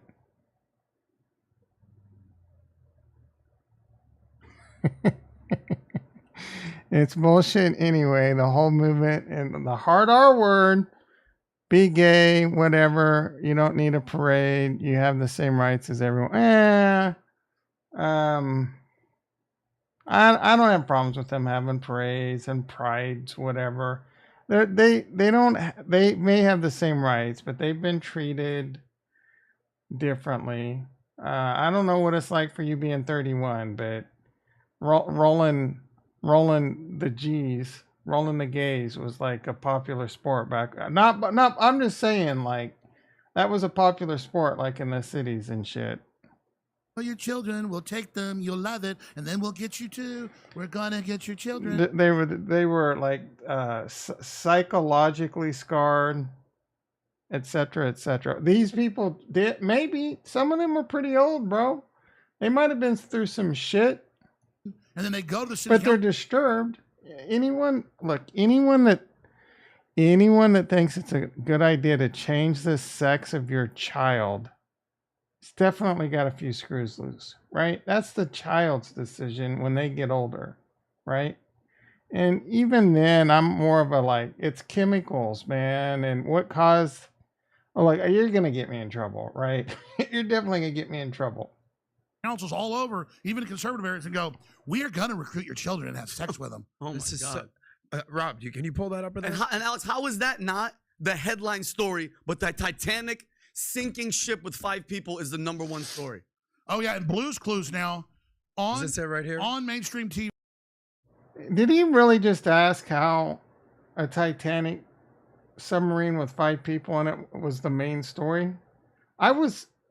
Because the people were fascinated with it. Everyone was talking about it, right? The only people talking about Hunter Biden are Republicans that want Hunter Biden thrown in prison, right? The only people talking about, there's a lot more people that hate Trump than probably hate Hunter Biden. TV has Baphomet. Yeah, well, some people say it's a distraction because the government wants you distracted. For me, it's a welcome distraction because I'm sick of all the government shit, right? You didn't give an F. I was fascinated by the sub, right? That's a much more entertaining story to me. And Moloch and the kids being sacrificed. Oh, my God. Yeah, so this is exactly what. But here's what's happening. Let me tell you what I think is happening, and I kind of agree with what you're saying. I think common sense will prevail, and a lot of people are sitting there saying this just doesn't make any sense. You saw the Gallup poll that came back where America is right now with What port LGBTQ coverage at and St. where John's? they're What's standing, going how on? The biggest plus minus was the fact that the American people are no longer as comfortable as they were, dropped by 7% year over year where we're at. And even the Glendale stuff that's going on with the kids, the parents coming out saying this is too much, you're crossing the line. More and more people are being united on ESG's bad idea. More and more people are being united with you can't be grooming our kids. More and more people no, are I'm no starting to realize longer this is not just interested what in we're all the. about. And it's not just Yeah, I the knew. people from the So right. I did learn it's like people 400 miles from off the coast of who have your historically New voted Nova Democrat that are Scotia. saying, look, man, I don't know what the hell is going on. This isn't what I supported. It's a lunatic asylum. Yeah, you're seeing it's going from Democrat versus Republican, where it's going from establishment against anti-establishment. That's the two political parties. We're gradually going away from the Republican and the Democratic Party. We're going to the anti-establishment. All right. So Jason says, I don't think that's that. The issue is that it was concealed from the Hunter story and told it was a conspiracy. The issue is it was concealed.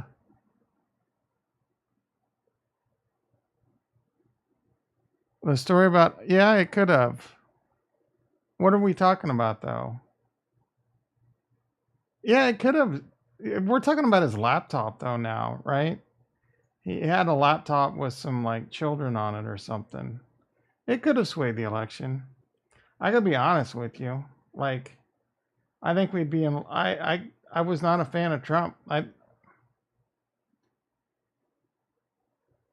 I don't know how bad or good Trump would have been second time around, but that's where all this info came from. Yeah, I don't know.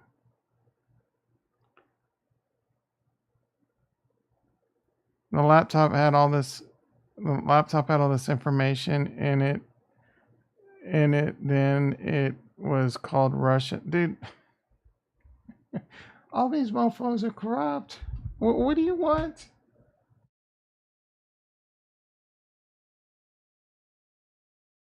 All these mofos are corrupt. Establishment and the establishment party. Maybe you were saying, yeah, you know what? I don't trust the establishment anymore like I used to. I just don't. It also goes to ridiculous versus just common sense. Stuff like this. We're here, we're queer. We're coming for your children. And how, Patrick, that is, listen to me, that's the devil out in the open. They're not even hiding anymore. And they say the media, the Fox is always going to spin it for the right, and the CNN's always going to spin it for the left, right? No one watches that shit anymore unless you're over the age of 80. And like Ricky said earlier, those are the people that vote. It's towards the end, they say, we're going to get them, we're going to groom them, they're ours, they're going to love it, and so will you. This transcends party lines. This is and it turned out a bunch of of them were registered sex offenders and children. These guys. Yeah, a bunch But of, even those are who, like, we're voting for two bad candidates, in my opinion.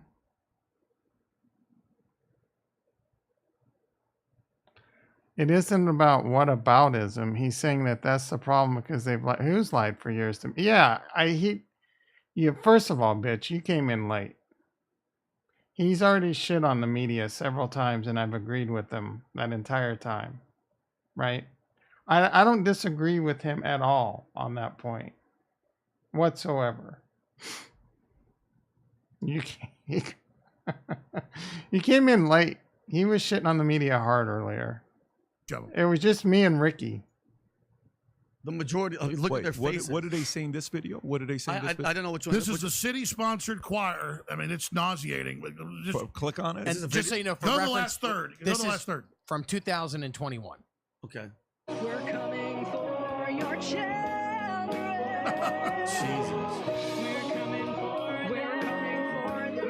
What am I watching right here? Is this a real video or is this no? This like is their religion. fake? This is not a joke.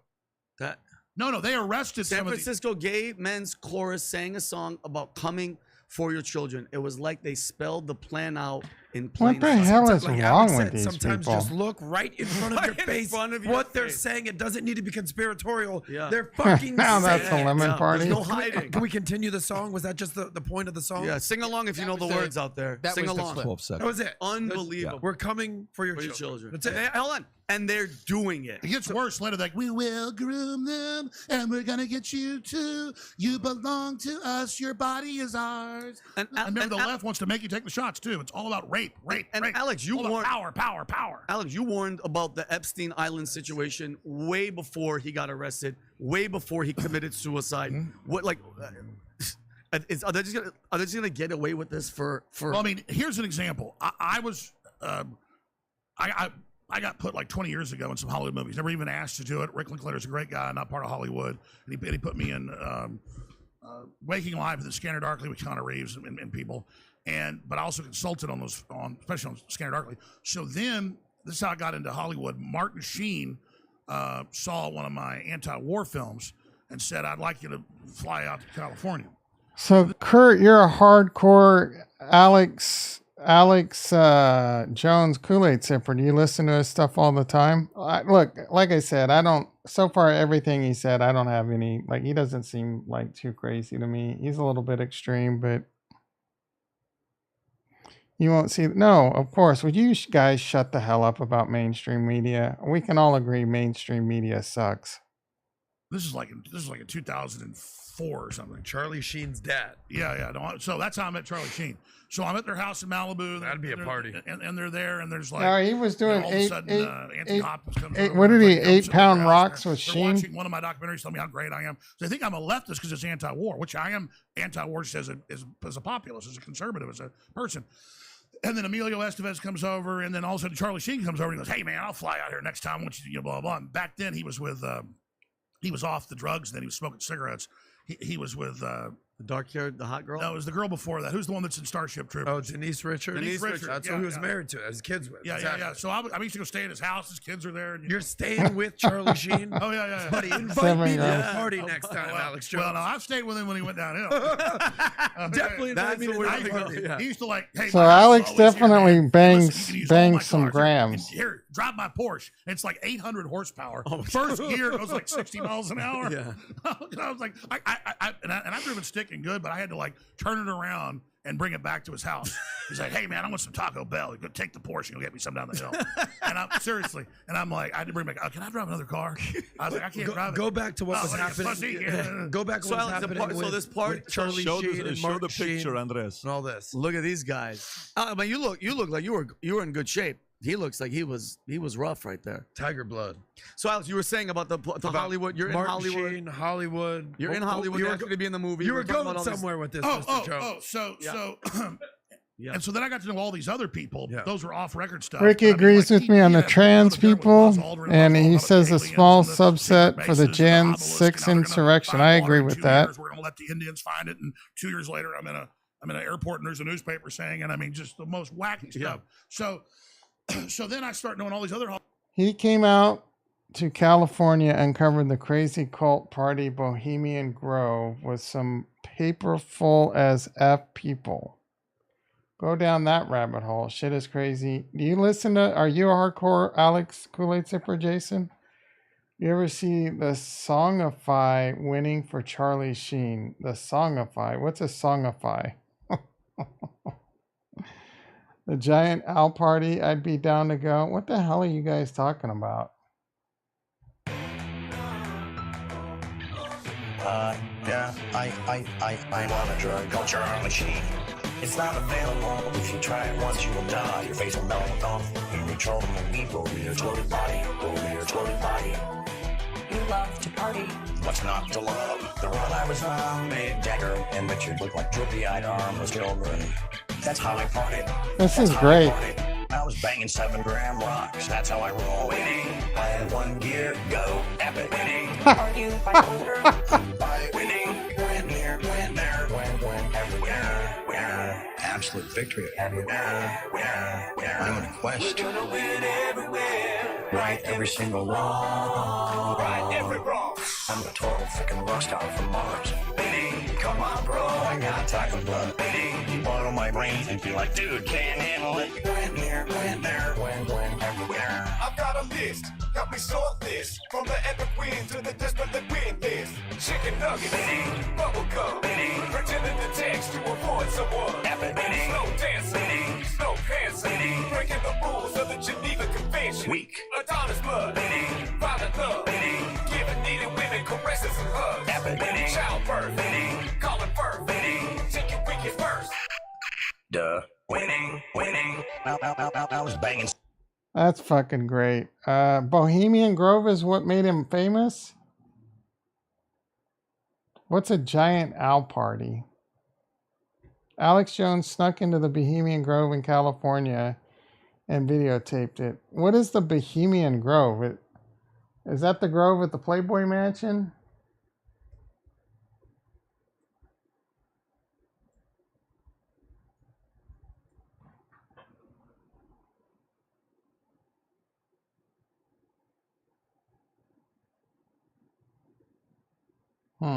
Interesting.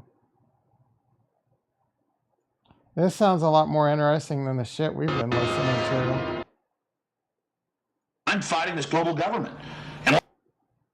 Shitty audio. People, because I was going on TV shows and like some reality shows about conspiracy. Did a whole bunch of them, 5 or 6 of them, probably more than that. Stream may crash for your ass. A lot of TV programs. I was doing voiceovers, doing real well.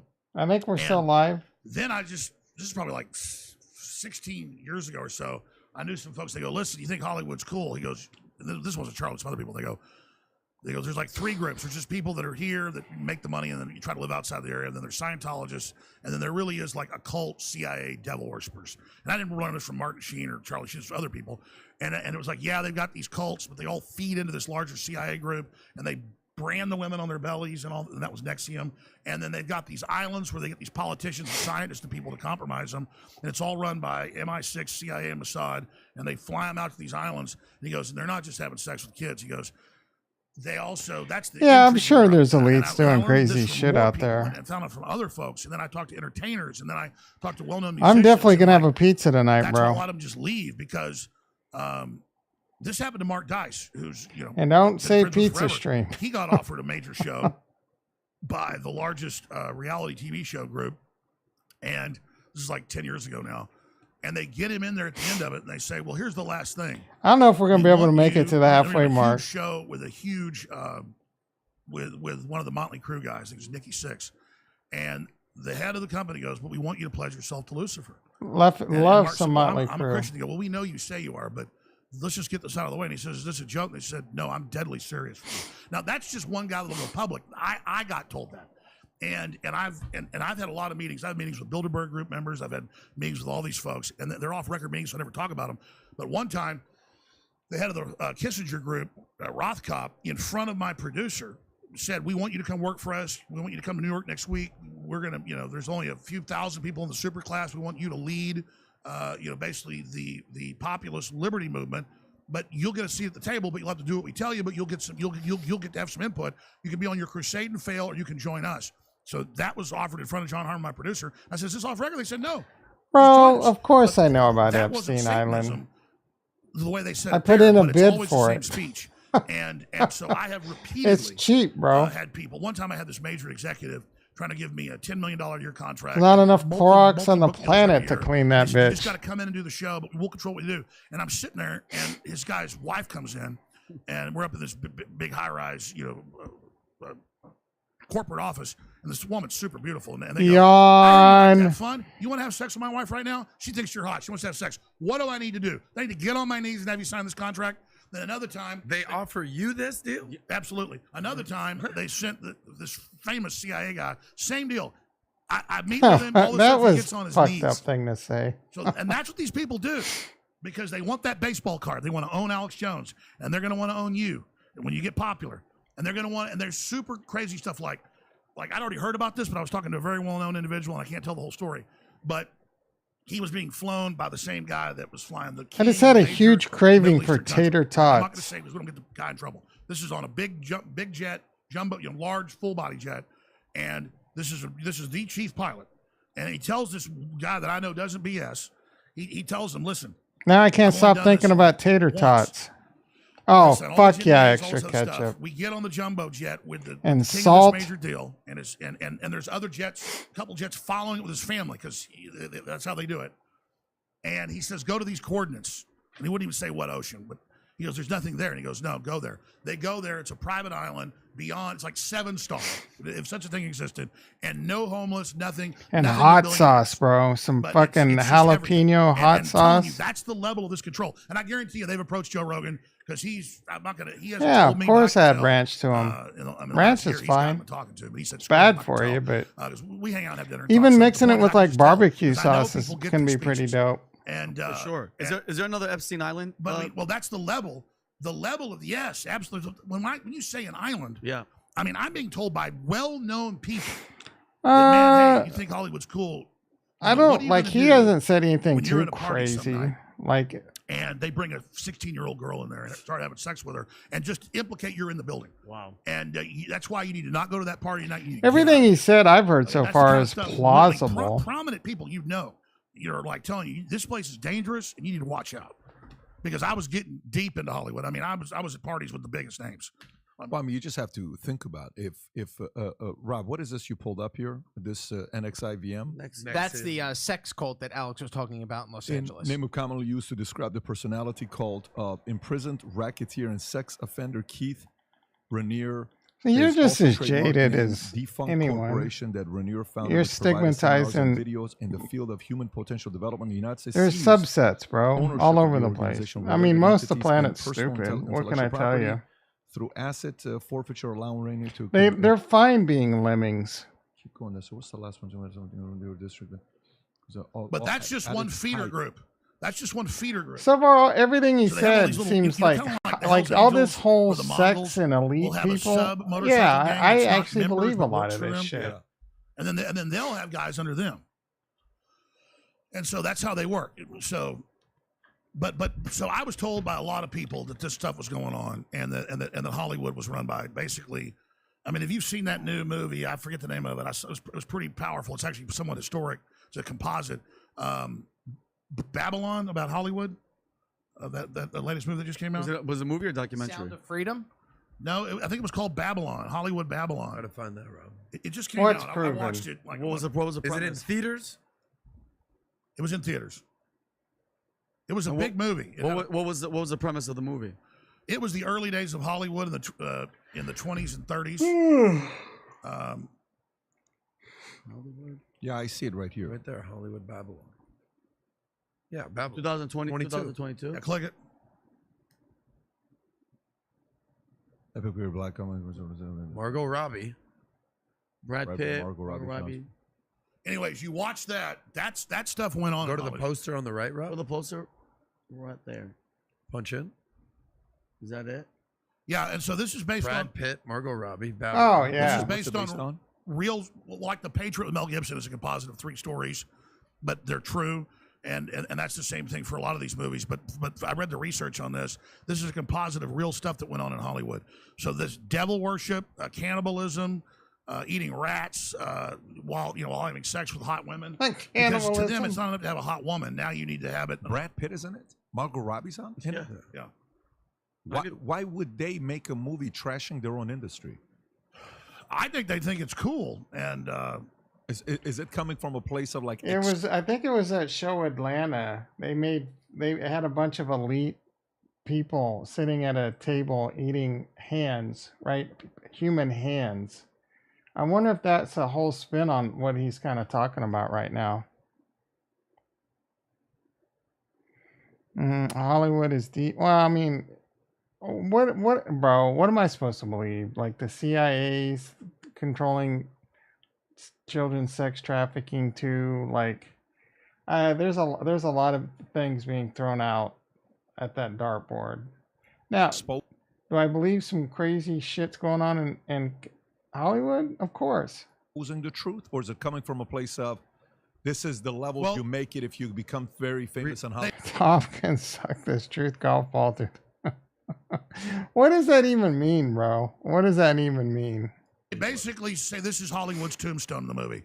And They just say, this is who we are, and Hollywood's dead now. So now here's the story of how we began, and that maybe we'll be reborn somewhere else. It's pretty strange right there, man. Because we're all in the phase now of even the system has to expose itself now, because this is the season of that. and so, but I'm telling you, you watch this movie, this is devil worship in the 20s and 30s. They call it a black Yeah, I saw comedy that. drama. Punch in, Rob. 3 or 4 part documentary. Epic period black. How many times I comedy gotta say I believe a lot of this? You watched this shit whole is movie? What's happening? Yes. But what I saw at Bohemian I'm Grove, surprised. had I many love shades of Margot this. Robbie and if Brad I can, Pitt. because I never do this on big shows, we're struggling to stay on air. We still have a huge audience that tunes in, and our work gets seen everywhere. But it's kind of like I'm in a prison, and then I send letters out. If people want to find what we're actually doing and what's going on, band.video. The thread they about block sharing that Madonna. link, so Mad Max No, what World happened TV with obviously has her? Madonna's always been into some crazy shit. She's child trafficking. I don't know, man. I find that a little hard to believe.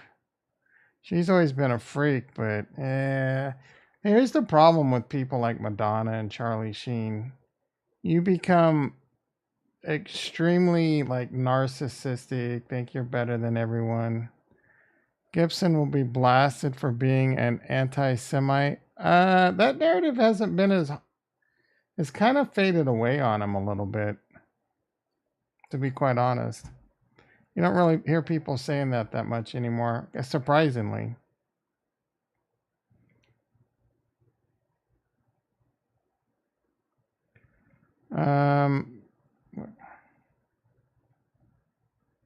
Yeah. I don't. This is too much to go down. I don't know what she's up to. But just because there's a Twitter thread on it doesn't mean it's true.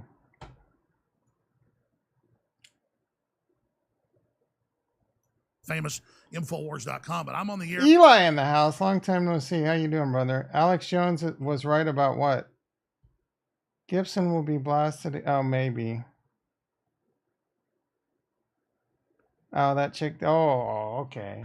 Because she said she did, or maybe it's true, bro. I don't know. I am not an authority on whether or not Madonna's sex trafficking. So far, look, I'm gonna be honest with you. So far, this guy doesn't seem that far all right. He doesn't. He said a lot of things that are plausible. He did. There was a little bit there where he was like, "Yeah, you're reaching on like the sonar stuff." AM to 3 p.m. every day. I have another great talk show. He's probably got a lot of connections. Host. But Liz in the house. How you doing, brother? The right is the new left. Dude, they smear everyone that's their enemy. Oh, yeah, of course. That's all. I mean, that's all that's happening with presidents right now. I'm going to be hosting my show tomorrow night from Tampa at the River Church at revival.com. We're going to simulcast that. Then I'm going to do a meet and greet and ask Alex Jones anything at 7 p.m. at the River Church in Tampa Sunday night. So I guess is that Pastor Rodney's church? That's Pastor Rodney. Shout out to Pastor Howard Brown out there. So that's going to be going on. And I still have my crew. We're still able to pay the bandwidth bills, the satellite uplinks. We're on a lot of TV stations and cable stations as well. And we're fighting, and the enemy's trying to shut us down. But you asked, how do I pay the bills? You asked that earlier. Yes. We're in a chapter 11, subchapter 5, which is a reorganization. And if the company's viable, even though the other side just wants us silenced, then under federal law it continues. And the judge says we've done a good job. Everything's proven up the way we said it was. It's a viable company. So it looks like that's going to probably go through in the next few months. And then the bankruptcy will go forward and my company won't be shut down. I personally didn't declare bankruptcy until I had the $1.5 billion judgment. That kicked me up into pure Chapter 11, so I can't do that. But it's a catch-22 because I don't have a bunch of stuff. And so I'm wearing a $20 T-shirt. But this is how I like to live. And so, plus I don't have a sharp like you guys look like athletes. But so the message is they haven't hurt me very bad. They haven't silenced me. In fact, they've made me bigger, and I kind of want to say folk hero-ish now because the system's so demonized. People say this guy's getting massively demonized. He must be good. So it's not that I'm that good. It's that anything that people now see as the establishment hating, they love. And so that's what has happened. And I want my enemies to know you've not silenced me, but I'm not even your enemy. I want you to stop destroying yourselves. You've lost all credit. I'm kind of like the FBI back before they were really corrupt, saying, come out with your hands up and it'll go better for you. The New World Order is failing. Everybody sees who you are. It isn't working anymore. I just want my children to have a future, and I really want to have like an armistice with the globalist and then have an open discussion about the way civilization is going, because we haven't even gotten into Russia, and I'm glad to talk about myself, but folks, this is way more dangerous than the Cuban Missile He Crisis. probably doesn't give a shit, Jason. Guaranteed. A globalist. They might have coup, threatened his counter family coup, or something. power He's too struggle old. in Russia is going on right now. No one He knows might what need the money, truth though. is. I can talk about the angles of it. And I'm sure you guys, we talked before we went live, are amazing. But this is, I mean, I am at a gut level instinctively concerned for my family and concerned for us. I mean, I actually feel good being in a 4-foot walled safe facility right now. Alex, before we get to Russia, because I know we don't want to cover that, you said something a second ago that I think would be appropriate to bring up. You said when they tried to silence you, when they tried to cancel you, it actually has a reverse effect. You actually end up getting bigger. Look at Tucker. He had 5 million viewers a night. Yeah. Now his average show 60 million. And then this is reminiscent of an interview we just did 2 weeks ago with the one and only Andrew Tate, his brother Tristan Tate. I know you've had some relationships with them. He's only getting bigger as they try to silence him and cancel him. You've had some experiences with Tate. You're following that story. What do you think about that? I was one of the first people to interview him in the U.S. Paul Watson was What's friends some with him. Barbara He was on Big Streisand Brother. They hung out effect? a lot. And, Yeah, I bet he made a they used to go shitload out of money and, off that double date movie. and stuff because they're both big, tall, handsome guys. And total gentleman to woman, totally nice. All of it's pure crap. Half the women that supposedly said this said that they never said that. They wouldn't charge him for a year and a half. It's pure. The fact that he was the most Googled person and everything he did was getting 100 million views, and they're just scared of any man that pops up that threatens their monopoly, because what might stand up against the globalists and their takeover of the planet? Men. And so any man they can't buy, any man they can't intimidate, any man they can't destroy, they come after you with sex. And let me just tell you, I think he did some racy stuff. They did the cam stuff. They made a lot of money. He had former police officers and people running it. That's his right to do it. I think he painted a target on his back, but I don't think he knew how big he was going to get and that would then happen. That said, I'll break some news here. We had, from the other side, trying to shut us down recently. This has even in the Washington Post. The Justice Department trying to indict me, and then even the head of the Justice Department said this guy didn't do anything on January 6th. He tried to stop it. We can't charge an innocent man. Based on, like, why did it get named the Barbara Streisand effect? Claiming I'm masterminded with Trump. It's just ridiculous. But they've had the CIA, because we know who the people are. They're dumb enough where we can get their license plates and track them. And a bunch of my guys have worked. Working at the CIA is nothing. I mean, that's like the low level thing on my guy's resume. Everybody's worked for the CIA that works in the military and all that stuff, and the State Department and everything else. And then they have the CIA. They've had British intelligence, and they've had through these cutouts with big international PI, private investigation units, literally combing through and getting Facebook images from like 10 years ago, and where a woman took a picture with me, and they call her up and say, "You had a relationship with Alex Jones? Did he rape you?" Well, the woman's like, I think I saw him once at a movie theater, and I took a picture with him. I've had more than dozens of women call the office and say, "Hey, I only met Alex once at a party, and this group's coming to me." So then they try to go to the security companies and that I've used and try to hire them. This rich person from whatever wants to hire you, and then they get to the interview and it's all about me. And hey, well, and it's like, does he ever rape women? So that's what they're doing to me. Except I'm not doing that. Okay, so I work hard, eat too much, drink too much sometimes, and I go home and throw my 6-year-old around the pool and hang out with my other 3 children. They're basically grown. Yeah, bro, I get what you're saying, but why do they call it the Barbara Streisand effect? Like, what did she do? Or what thing happened with her? I know who Barbara Streisand is. Whose attempt to suppress the California Coastal Records Project photograph of her clifftop resident and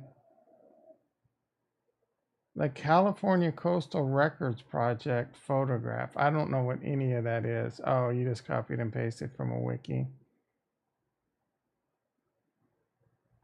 Oh, she's complaining about coastal erosion. Interesting. I've never heard of. I've heard of the butterfly effect. I've never heard of the Barbara Streisand effect. 21, 18, and 15. So to me, especially under this attack, more than ever, it's all about family. That's my refuge. That's what it's all about. And they literally have multinational groups and intelligence agencies scouring, going, we've got to get somebody to. I gotta pee. And look, they'll probably find a woman I don't even know, like with this Trump lady. He was found guilty by a jury, not of raping a woman. They said, no, we didn't find he raped her, but he defamed her by saying he's innocent. Think about that. Trump said he was innocent, $5 million. We got to make it like 20 after a more certain minutes and make it halfway. It's like an escape from New York. Yeah, have you seen a clip with her and Anderson Cooper? Yeah, where she says women really love getting raped. No, she said No, he never when even she physically says, touched me. It was an emotional rape. Oh yeah. No, you should. Seen this clip? The Mandela effect. Yeah, this clip never gets old when she says, "I really like you, Anderson," and he gets uncomfortable. He looks like he wants to stop the. Well, he's not attracted. Plus, she's not even a woman, but he's attracted to men. Oh, exactly. I don't think see. she fully So she understood threw that a he's gay. fit, and it brought more attention. exactly. He's trying to come on to This a gay. flew She's by? like, Oh my Some goodness, lady bro. who looks like the chick from 40-Year-Old her. Virgin. If I'm gonna make the switch, it ain't gonna be for you. well, she also looks like the monster from Before It Turns into Stay Puft Marshmallow Man. Oh my Ghost god! Butt. Oh, that's hilarious. She goes, That's "Are you a hilarious. god?" I mean, look, guys. No. This is a decent interview. He seems semi-normal to me. I don't have any problems with most of what he honestly, everything out of his mouth is plausible, right? He doesn't say anything far alt-right to me in this interview so far. Did you see? Yeah, bro, we showed it, and I did. You want me to do it again? Are you watching? This is what I did. I went like this.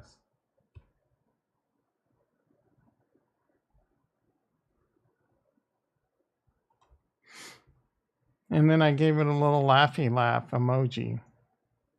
Then die.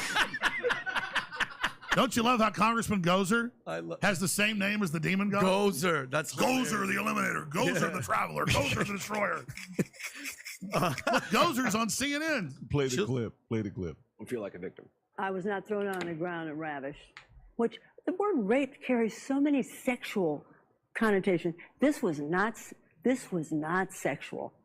It just it hurt. It just Well, I think most people think of rape as it is a violent assault. It is not. I think most people think of rape as being sexy. This is just one of them.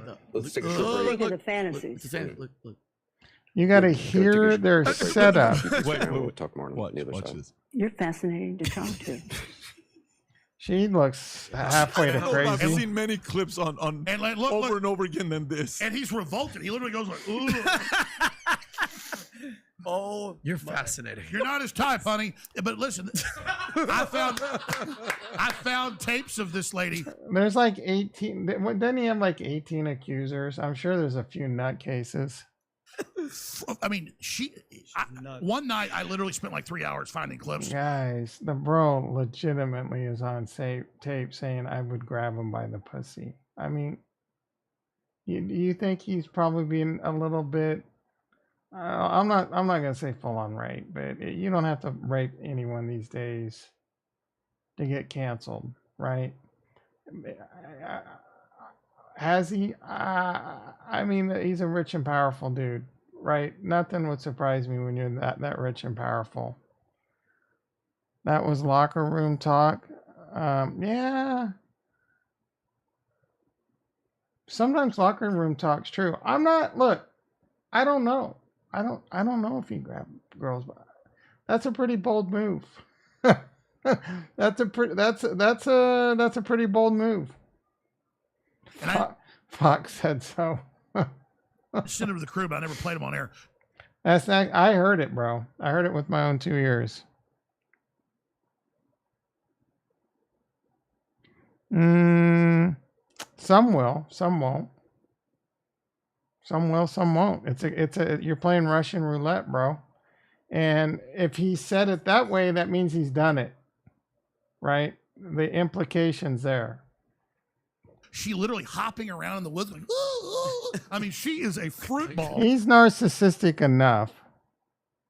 I've heard Biden say, look, bro, I don't know how many times I got to tell you, I'm not a fan of Biden. If it's between Trump and Biden, I'm rooting for Trump, right? I don't want either one of them. I kind of like RFK. I mean, he's a little conspiracy theory nutcase too, but at least he likes Bitcoin. I'm a one issue voter right now. I should have been indicted.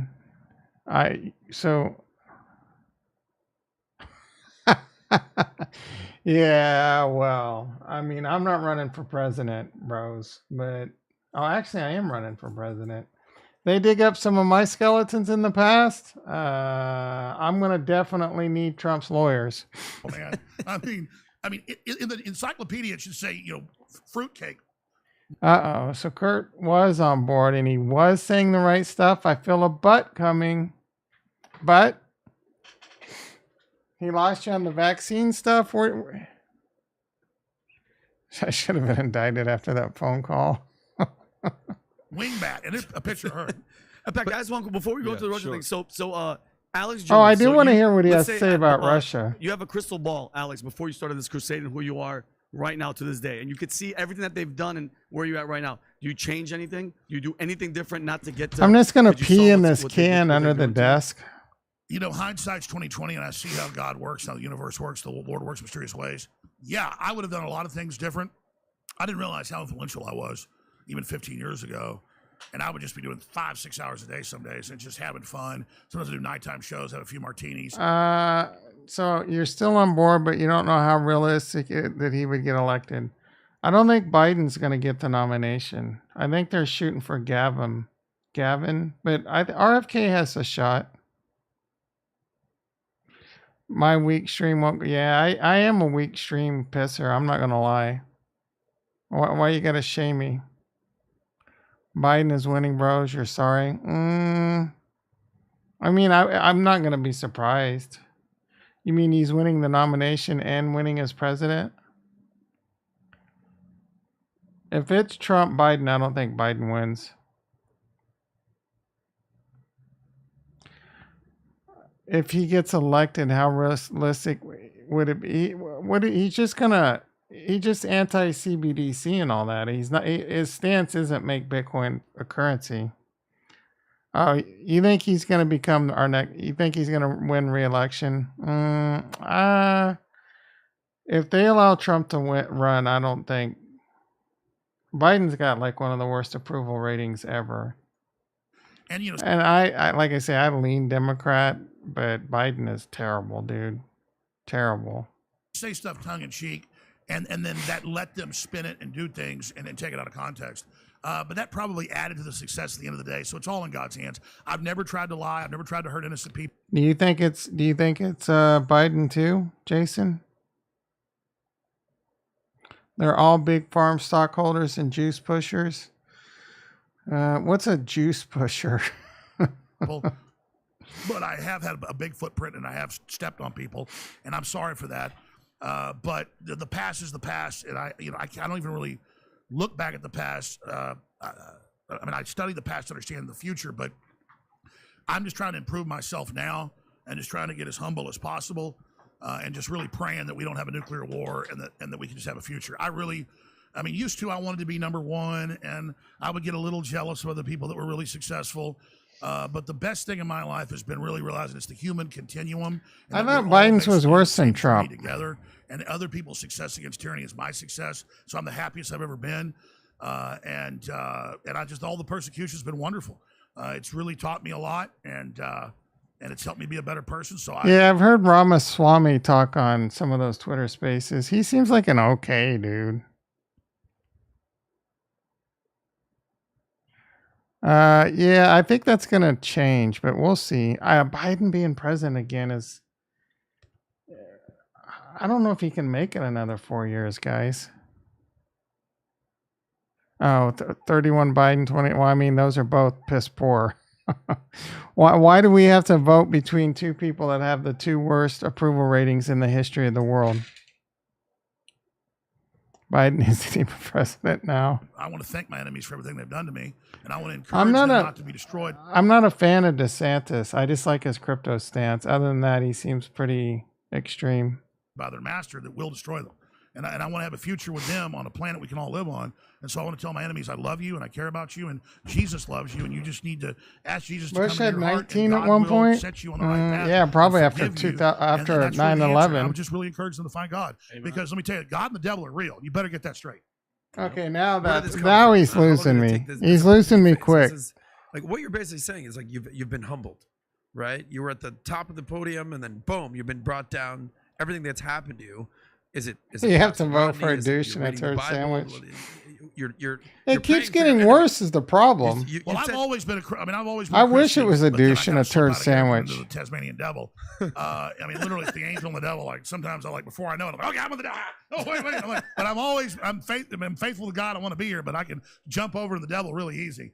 And so I've always been forgiven, and I've always loved. I do know. I best things did I've like always the been size of grateful my for. Never- pocketbook under it's just like I catch Trump, and myself like I saying, said, "No, I like don't that person think still, they really do a great job." You know, like, I don't think we'd it's be in a but war that's all of if our Trump wealth was together. reelected. And so, really enjoying the wealth of other people's success is all our human success. Communists and socialists and authoritarians, totalitarians, they. In that movie, the book Oil that was made in the movie, There Will Be Blood. It's such a powerful scene. I It's can only like 36 long, where he says, Daniel Day-Lewis, probably one of the I best can actors F with ever. that, You know, he Kurt. Kurt "I have a says, I believe that competition, you know, I God like and to see other people." Satan are real, but not in the clouds and brimstone, but rather metaphoric concept of yes. There's actually a term for that, and I'm pretty much in the same. Like, you don't believe in the brimstone. There's it's some type of Christian, and I'm the same way. I believe in right and wrong, and exactly. We are simpatico on that one, bro. People do well, and I don't like other people. And he's like saying, I want to like you because you're my cousin. Then later he learns he's faking and he looks like his cousin. He kills him. It's not hippie. I think it's atheist Christian or something like that. I don't think that's the term either.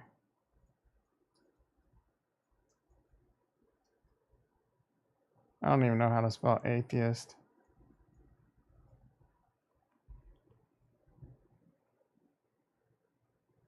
Yeah, it's Christian atheism. It's an actual thing. They don't believe in Jesus was reborn, but they believe in good and evil morals. Zero was RS under Trump. What is that? Oh, zero. Oh, yeah. Zero wars under Trump. People were scared of his ass. But, imagine being alone like this. He says, I just want to have enough money to be left alone and be, completely walled off. And so I respect the shit out of Trump for that, dude. That's how I'd be, right? I would get in a room with China and Russia and be like, yo, let's squash it or let's do this. You know what I'm saying? I'm tired of this. Let's squash it or let's just get it over with right now. He's just not happy. And so I want to be the opposite. But you can't just be like, oh, everything's yours and I'm going to roll over to you. You've got to be strong for your family, strong for culture, fight tyrants to build a free market system where we don't make people be Christian, but they want to be Christian because that's the way they know that's going to be. Trump is saying on those tapes that the military wanted him to attack Iran. What wars is Biden done? He's got us in a proxy war, bro. So the problem I have with us attacking Iran, man, is the Iranian people don't even like their government. So do we have to kill innocent people? Why can't we just send in some black wet ops and just take them out or something? Daddy dementia, Biden got us out of Afghanistan. Look, the point I'm making is Putin wasn't scared of Biden. Putin was either scared of Trump or whoever's pulling Trump's strings. That's all I'm saying.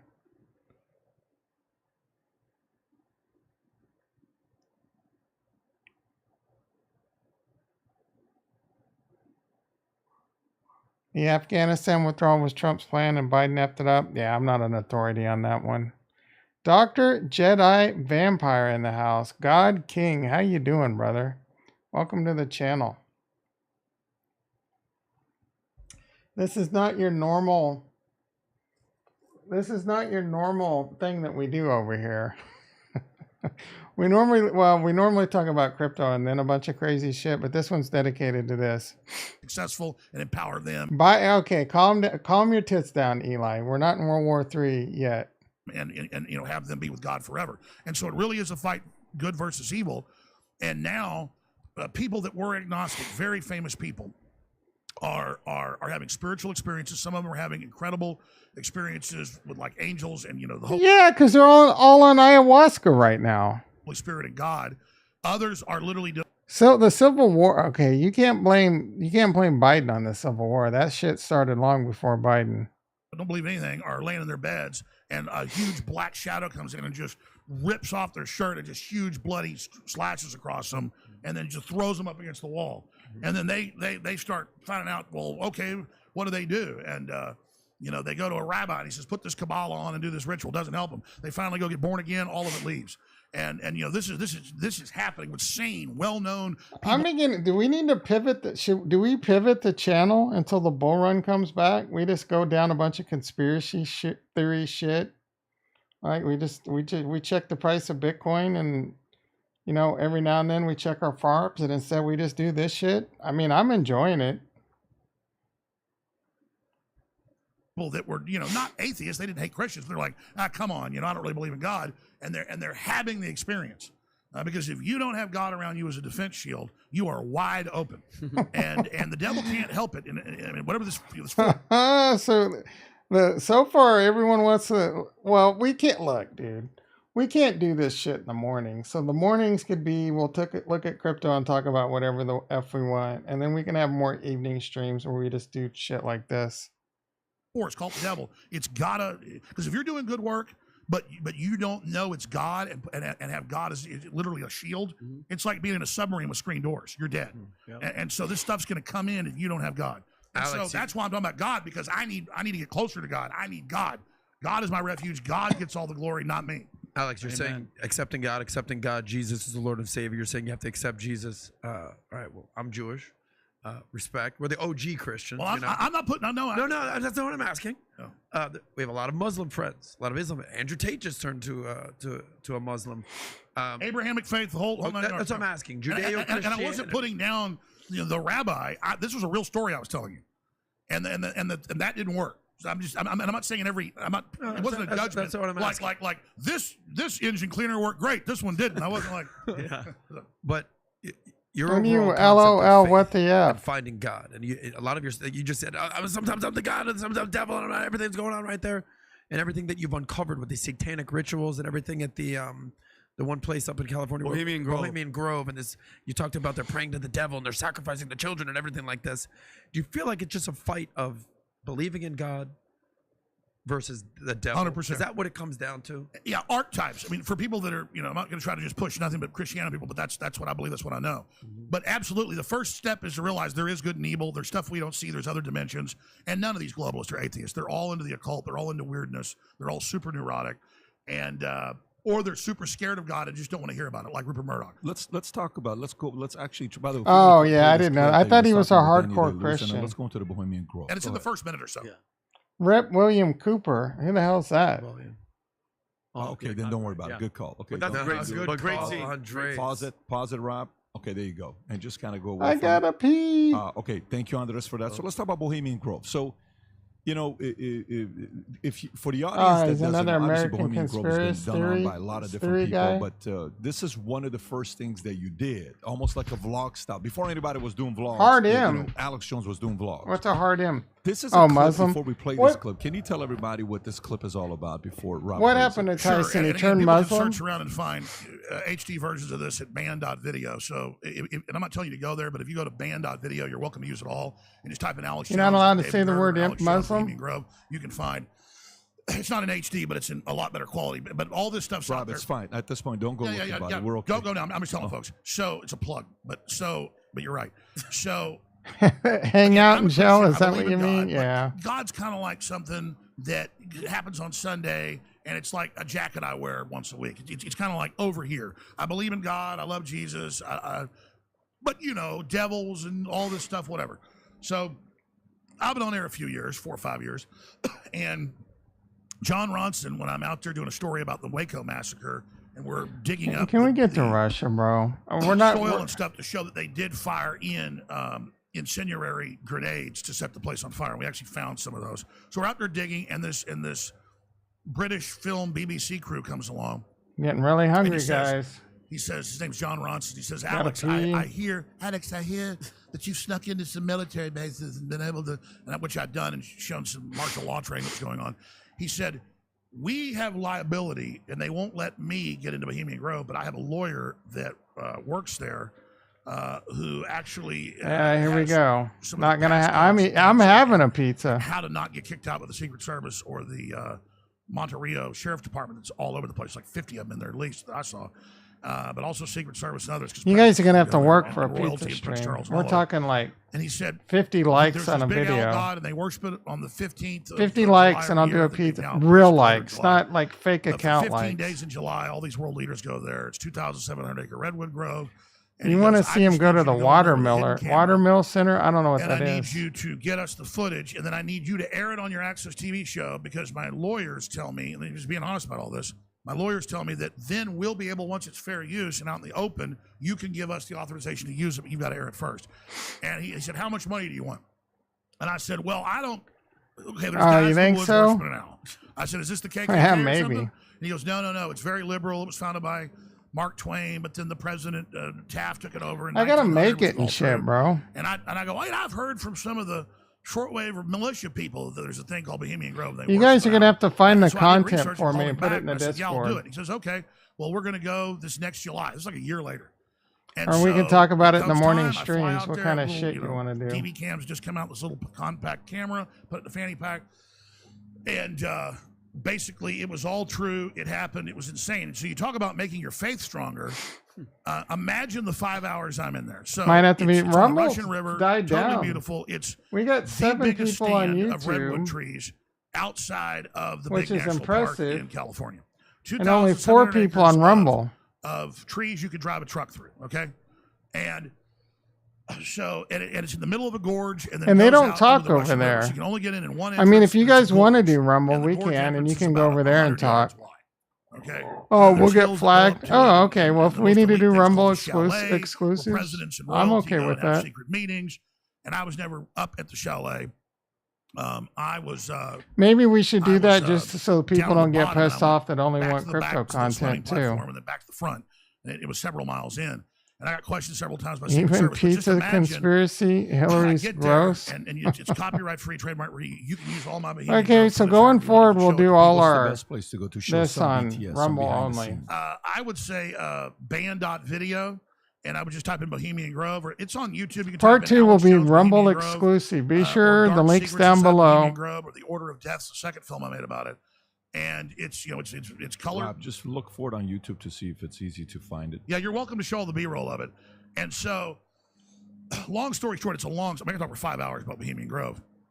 It's July 15th, 2020, and so they've told me some of the passcodes. They've got maps from the internal members that they give the members. They gave me passcodes to different camps because it's like little camps of cabins and stuff, and like bars and things there that are built all over. There's over 100 camps, and so they had told me that I should try to walk through and use the passcode to get in to the guard shack. But do you remember what the passcode was? It was stuff like "I'm with the Hillbillies, Red Mountain." That was "I'm with the Hey, I'm Hillbillies." Alex Jones. I'm here with the Hillbillies. All right. Well, I cool. Come chose on that in, because buddy. that's the Bush's camp, the Texas camp. It's like a Texas camp that's kind of midway up. And that worked, and I had a few other passcodes. It was like Hillbillies.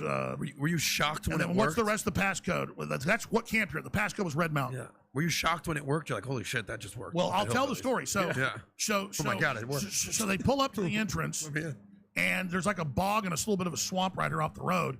And they go, "Okay, Alex, you're going to walk through." And I had a feeling, and I saw that they were pulling cars into park in a parking lot over here and picking them up on these big flatback buses that had the tops cut off, like 1940s buses, open air buses. And so it's like a double decker, but one deck, and it's just open. And I made a split second decision to step off and go through the barbed wire fence, because this is before the checkpoint, and just act like I was in the parking lot and get on one of those. And so we just sailed through. Oh, wow. Because Mike Hansen, my producer, also went in with me because it would be better to have two people. People aren't usually alone. And Mike is big and fat like me now too. He's a great guy, but he was really good looking guy, and I was really good looking. So I didn't understand what Nixon had said about it. I hadn't done that much research. I've yet to Once see a we get picture of in, this guy being immediately good people start looking. whistling at me. Oh, man. And so Whistling like in a sexual yes, way? and the workers are whistling. This is Nixon called it the most GD faggy thing you've ever seen. Oh, hard F. That's a White House tape. Yeah, listen to this. This is his audio. Yeah, they used to talk like that back then. You know what's happening in San Francisco just gone. It's clear over. I know that, but it isn't just not Good looking media there. But the upper class of San Francisco is that way. The Bohemian Grove that I attend, one time at a time, the Easters and the others that come there. But it is the most faggy goddamn thing you will ever imagine in San Francisco crowd that goes in. I believe that. Terrible. It's just terrible. I mean, I believe that there's And he was some quite the man's man. gay and could have stuff been going on for there, people that know Nixon was bisexual, what blind with have women. you. He was quite the opposite of homosexual. And he originally A had the bundle nickname of Sexy Dick, too, sticks. but the whole point is, well, that's a little inside lore. That's our kind of, yeah, it I'm does not- sound like anyways. So fun. people are whistling at you and trying to like. So you're Yeah. So at the time you're young, you're hot, you're a young Alex Jones, you're on the scene. This is year 2000. They're whistling. Boom. Yeah, so I'm immediately, so we get off, and I'm like, okay, I got a map here. I want to go see the owl to make sure this is real, because the pond's supposedly only like a half mile down. So I'm going in the gorge, and people are walking by, and I'm like, that's a senator. I know who's that. You're recognizing people because you've seen them, but you're trying to think, who is that? They're basically all famous. You can't really And, get, like, you're walking, is that a Hollywood guy? That's a major musician? Because they bring them all in. It's guests. So 1,000 members, but most guests can bring one guest. Oh. The actual members bring one guest. You get a plus. the only way you can get away with shit like that, like this these days, is no cell phones, right? Like they have to check all cell phones, pat you down. It's like 2,000 people. And so I saw Clint Eastwood when I was in there. I saw Danny Glover. But and you want to say, hey, Clint Eastwood, but you don't do that. So it's like, what oh, other it's Clint names? Eastwood, What other famous people did you see while you a were lot there? of them I didn't have to go back in memory, but it was quite Pride a few. Month's got one more Like, there's day. that senator, and there's like, oh gosh, that senator knows me. Kind of. Oh my god. So all of a sudden I'm walking by this big pond. Like, Okay, is 45 feet anyone out. really surprised that the elite and rich have big ass sex orgies? When you got that much money, what the hell else is there to do? If you were all billionaires, you'd probably be doing that shit too. Oh my gosh. And they already had it like getting it ready over by the side, like this band, like a mummy, but like a child. The mock sacrifice they burned. So I saw that. I'm like, okay. Because later people snuck back in, but never got video, but they got photos of it too. So over the years, I've learned more. So Yeah, exactly. I go back down to the platform. Takes me like a mile and a half back. No, I'm not eating. This I'm big not platform doing above the Russian River is cannibalism. beautiful. And all of a sudden, hey, what are you guys doing? And it's the sheriff. And he's got another sheriff's deputy with him. And we're like, what's going on? He Like, hasn't "Oh, really. just checking it out. It's beautiful. They're kind of looking at us. Look, I'm gonna be honest. He hasn't said anything too crazy conspiracy theory, at all. He reached a little with what he said about the sonar shit and the Navy, but he's just, it wasn't. He hasn't said anything too crazy, to be quite honest. And we know what you guys are because we're like prepperly. But this is just one interview, right? And what can you believe? Press, and I guess their gaydar was on, but I'm not gay, but they thought it was. So you had a fanny pack too Oh, for that kind of. What did the sheriff? I got an amazing GDAR, boys and girls. He's labeled a conspiracy. Is the tape available? Did they burn everything? William Cooper was right about. I know little about William Cooper. The only thing I know about William Cooper is what we looked at today. I think I've heard the name before. I'm not a big conspiracy theory guy, so you guys are going to turn me into something I'm not. I mean, I will say more conspiracy theories are coming true lately. It's getting a little old. Maybe we can go down this. Why did he die at the age of 58? Oh, he had AIDS. No, he talked about AIDS, death. So he was targeted.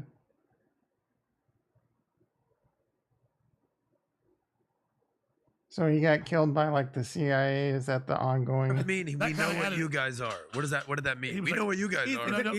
No. He's like, what are you guys doing? And I'm like, oh, we're with the Hillbillies. How are you doing? And in that type of tone of voice. Yeah, and he goes, Hillbilly. He's like, what's the passcode? I go, Red Mountain. He goes, all right, well, have fun. So they go back. So funny. And then we go back, and I see like this big bar and music and all these guys walking around with wine and stuff. So I go, let's go in there. I want to drink.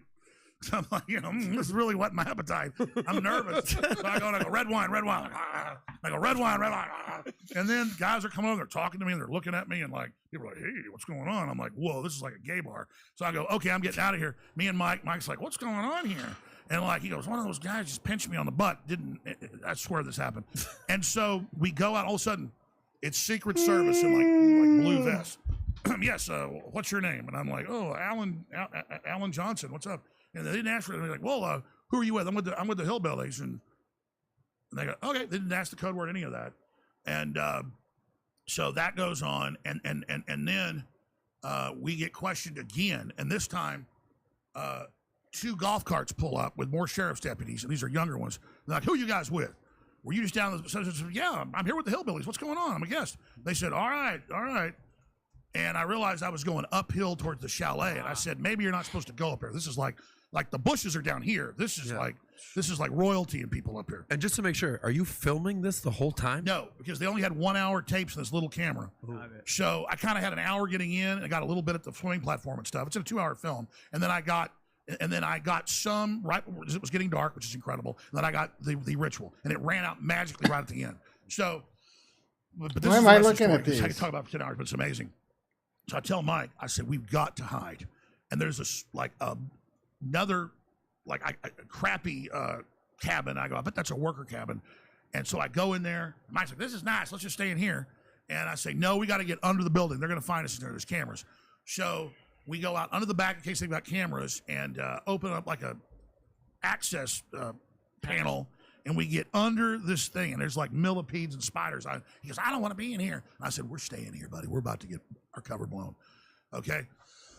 Yeah, there's footage I got, or photos of similar to the footage I got. So I'm up above that because the chalet's up here. Like, we're talking steep in these golf carts. That's a lot of people. We're hiding up at a thing up above that. Is this a lemon party? It's getting dark, and I go, okay, let me reload the camera, get ready. I've got a little hole in it here with a hole in the front I can lift up. This is makeshift where I can hit the button on the back. And I say, let's go down. It's twilight. And we're walking down. There's bats flying in the air and stuff. It's real beautiful. And we're coming down this road. And they're playing. I didn't know. I was secretly building a channel full of conspiracy theorists. And there's an orchestra playing.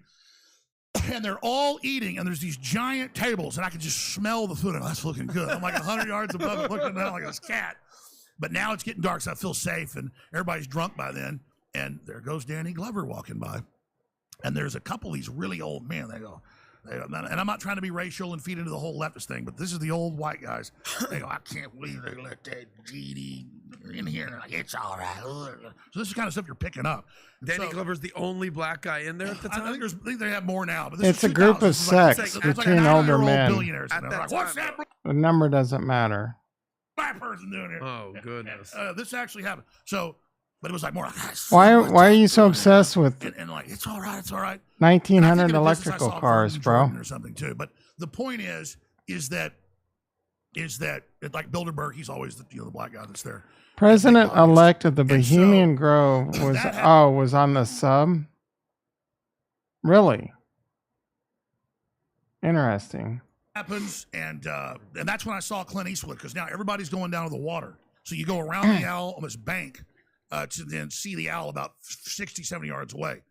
And so now it's Was he dark, the billionaire? and this high priest comes out in his white robes and red cape, and he's got the staff, and he says, "Let the dead who were here before us, their spirits be here." And so they go through like this cornucopia of like Babylon gods, and they summon all these different gods, and they summon the most powerful, the gods, to renew us the next year and give us strength and rebuild our bodies and give us the thing we need. And we bring an offering forward to our God so that we will be able to, put all of our sin and trouble onto it. And then this open, ornate I'd say like 18th century British carriage. Comes out with big glass sides with a coffin on it, like a 5-year-old size coffin, like a 5-year-old child would be in. And they, a bunch of priests, like with a whole bunch of guys with torches. I got all this on video. Come out, guys with torches in front of the people. 40% of all electrical vehicles were electric. The coffin. They take the effigy of the child out and put it in front of it, and then they and later on it was the voice of Walter Cronkite. He did it like right before he died, and so it's like "Be gone, Duncan." So Jason says you heard they found the bodies of that sub that they turned to ground beef. So that it probably, I'm surprised there was anything left. Usually an implosion of that would be like the temperature of the sun. Nixon talked about when he was at the Bohemian Grove. He said it was, but yeah, you must have been AFK. They actually played that. As above, so below. The deep is the new. What the? So we forward the figure now. Yeah, screaming. It's on. Yeah. And then it's like, please don't kill me, no, please. Like, yes, we're gonna kill you. And I'm sitting there going, like it's a play. I think they're not taking this serious. And I'm having to kind of stand up on the bottom of the redwood knobs because a lot of these guys are bigger than me. I'm only like 5'10", trying to get the camera over. So I'm kind of like up on the tree, and there's these guys that are looking at me, all these old men, and I'm sitting there. And like, he's a good storyteller. I just saw him, and these old men are sitting there, just going. Because like I'm a Christian, but you go to like a Holy Roller church, and and it's great and it's wonderful, but they're like enraptured, and you're like, wow, these people were, but like in a satanic type deal. They were just going, and I'm like, hey, this is pretty cool.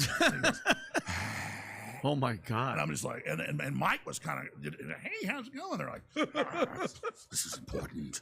Oh my God. Like, and so you're like, they're dead serious. And this is the Karl Rove of 5 administrations now, of like 4 at the time. And David Gergen has 4 years later. Elon, you're saying shit. I don't even know what you're saying, bro. And I've got full credentials and stuff, and I'm waiting to go in and do more interviews on Radio Row. Yes, it is easier to go to guys, are they space. praying? There's hardly any atmospheric pressure up in space. SpaceX. Wait, why did you call it Virgin Galactic? Oh, I gotta pee, guys. I'm getting tired. I'm ready for bed. I know, wipe my vagina off.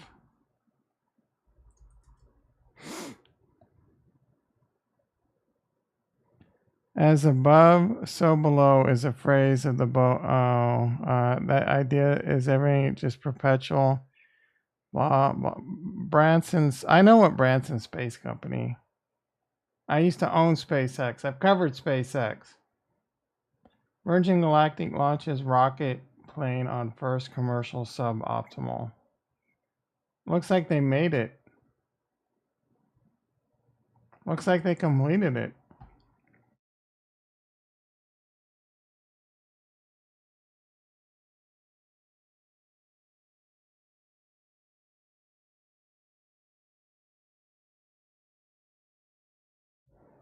Is their company really? No. Isn't it? What's the name? What's their ticker?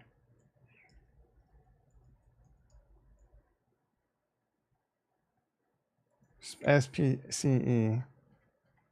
I remember when the stock was like, yeah, way up there.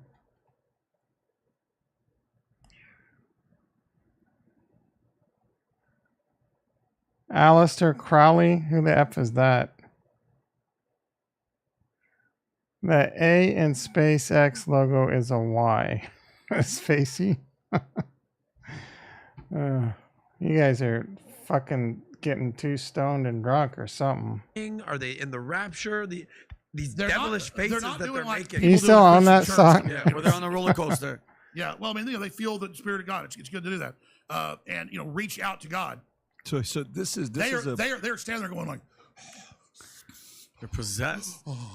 They're soaking it all in. By the way, where is this when you confront him? New York, Alex. What location? This is Madison Square Garden. Okay, let's see. You got it under 20. Go ahead and play it, Rob.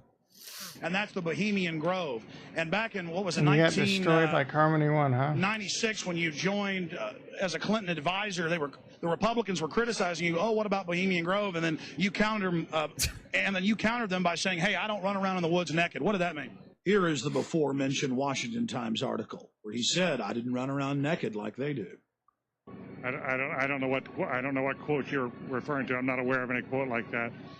Listen, I am a happy member of the Bohemian Grove. I like the folks who come there, and it's really inappropriate for me to talk about the group beyond that. Well, have you been there for the ceremony with the cremation of care? Frankly, I heard there was I a don't new think that's something I Pepe. need to talk to you about.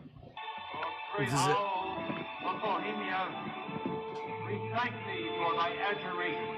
Slumdog Millionaire was talking about it. Alex Jones CSG scores a 0. He later got documents, their internal documents. Have you been there for the ceremony with the cremation of care?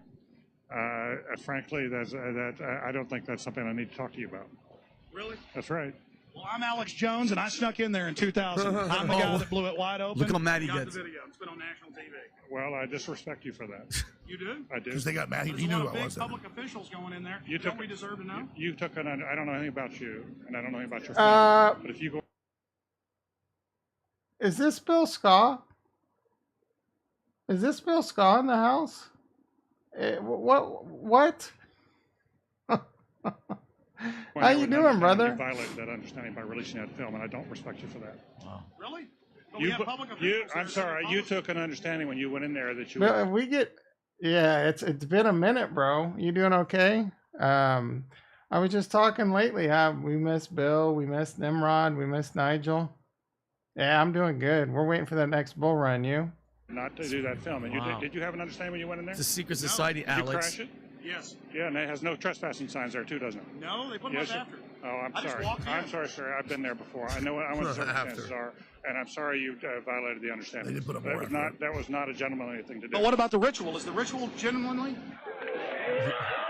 Like, what is, dude? Okay, so a bunch of rich weirdos like having some lame ass ritual. This isn't. What the hell else she gonna do? A movie. It's like Eyes Wide Shut. Sir, everything. I don't owe you this comment. I know. I appreciate it. You. This is what's called ambush journalism, and I disrespect you for that as well. So thank you, ever and goodbye. been in the ritual? That's none of your damn business. Oh, he would have hit you if he could, Alex. That's right. Look at Listen. You go around. You're working 3 jobs to pay the bills. Sorry to hear that. Make understandings with people and violate them. You ambush No, I have never even heard of the movie The Ninth Gate. people on the streets, and that's inappropriate. Okay, this form of is getting journalism. boring. If you wish to practice that, that's fine, but don't ask others to respect you for it. If you want to, you can do. You're a free American, like anything you want. If you want to be uncivil and rude and ungentlemanly, that's I up don't. to you. What did he But don't say? expect the rest of us to say- What did he say about Sandy? What's it? Sandy what? Sandy Bridge? Sandy Hook? Sandy Hawk? He said that they had fake guns. Bro, this shit right here is so boring. Say, oh well, Policy in you're there, one. Mr. Gergen. I'm sorry, nobody says policy in there. We try to be gentle. It's cerebrally. I don't think cerebrally is a word. Challenging. Tom won't watch it. He called it a psyop. Johnny Depp is in it. That can be good or bad. Crisis actors. Sandy Hook. I doubt Sandy Hook was. What did he say about it? Ouch. Why are you saying ouch? Oh, this right here is boring me. This part right here is boring me. Gentlemen, and obviously you don't belong there. Weaving spiders come out here? We get it. Yeah, that is a 3-pointer. Woo! Haha. But that guy is no lightweight. He's been a presidential advisor for Carter, he's Nixon, basically the Reagan, president, yeah. Clinton. He's still on CNN. I don't know if it was Carter. I think it was Ford. But he's been around the block. He's been around the block. I So doubt after that, bro. You know, what else did you learn about Bohemian Grove? Well, there's a whole nother story. So, We get in the hotel. They want copies of it, so they have their digital camera, our digital camera. We transfer. They check everything. Yeah, I'm trying to say that word. On their little TV. They have a film crew outside waiting. Cerebrally. They mail it to World of Wonder in L.A. It comes erased. Then they get me to send them another copy that I saw had. You guys are that all a one bunch of gets effing stolen. wackos. And then we had to mail it from somebody else's house to one of their crew members' houses. So they were intercepting our footage. This is like CIA stuff. Conspiracy Trying theory to sells, get it guys. To the producers and stuff. So they would have a copy. Obviously, I had my original, and I went off and put out my film. I got some really serious death threats over it. I had some stuff happen. And, Blah, blah, blah. You want to play the John Ronson clip on what he said? Because he wanted to take credit for the whole thing, I believe, right? Yes or no? I think, yeah. Yeah. So, yeah, what's sad is he does get credit for it, but he's such a liar. He's since then written pieces about me that are totally untrue. He went and created a history piece for NPR on whatever their big Sunday show is, American Roads, whatever it is. I forget the name. And it's literally completely made up. It's like an origin story that I would beat up nerds, and nerds got me and tied me up in a barn and knocked all my teeth out. And when he was fact checking, I won't disagree with you on that, Chill Baggins. Doctor, they can X-ray that none of my teeth have ever been knocked out. And he goes, well, they still want. So he made this whole fake origin story about me. Because he wrote an article saying, I feel like I have to destroy Alex Jones because I feel like I made him. Because Bohemian Grove did explode. No, I made myself going in there and getting it, buddy. And you were part of it. But he said, I am enraged that I made Alex Jones because Bohemian Grove really put me on the map. I mean, I was already successful and big, but it exploded back then. And so, yeah. There we go. We got boots on the ground. Velez worked up there for a few months. It was real, but people up there were terrified. Yeah, I don't blame them for not wanting to talk about it. Hunter Biden was labeled a conspiracy. Well, everything gets labeled a conspiracy theory by the other side. I agree with what you said. Do I think Hunter Biden is like done some shit? Of course. One morning I get a call from Mike Hansen, and he goes, because he would get up really early, he goes, John Ronson's on C-SPAN lying about us. And all this other stuff. I'm waiting on this clip from Bill Skaw. On the Brian Lamb thing, he basically took some credit but said I was like a bad guy. Then he went on Coast to Coast AM, who I was friends with. This shit needs chapters, guys. I knew what was going on, so I was tuned in. This channel's got 1.13 million subscribers, and they can't even do freaking chapters. We've already seen the 9/11 clip. Bohemian Grove is an all-male sex club. While he was talking to him and said, this is a lie. I have the contract right here. I just assumed it was I didn't know it was all they would have male. rights to it, but I wouldn't tell anybody about it because they needed me to air it so they could air it. So I did this thing with him, this conspiracy. It's not illegal. PBD has Sandy Hook clips in this interview or what? And then claims he snuck in and got the footage and stuff. Well, yeah, later he went the lawyer and the passcodes came in, but he didn't get the footage, which, by the way, he'd sworn me to secrecy in a contract to never say he went in. Then he spins it around and says that I was taking the credit from him. Years after his documentary comes out, saying I snuck in and giving me all the credit. I mean, the guy it's like the left doesn't know we can check what they said before. It's so annoying. And I don't even hate this guy. He is the biggest weasel. I mean, I was glad he got me in there. I was thankful. But then he literally creates an NPR hour-long documentary about me that's literally not true.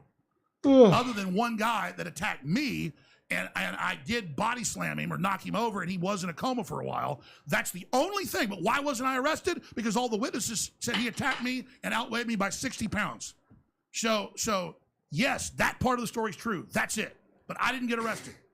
But I mean, it's all crap. So the whole story behind the Bohemian Grove is these guys come together to do what? Do they do deals? Are they making decisions? Are they... It's no longer as private as it once was. They're no longer. I will tell you what it is, and then this is where it really gets interesting. So I don't know much about it when I sneak in. It's like, okay, you're going to pay me to sneak in and get guys. All right. I do want to hear what he has to say here, but I'm going to cut it off right there. I'm too freaking tired. Just watch this. The claim is that this is one of their dads. His daughter supposedly got murdered in the shooting. My daughter got murdered. I wouldn't be laughing. Found it? All right, we'll look at these two clips.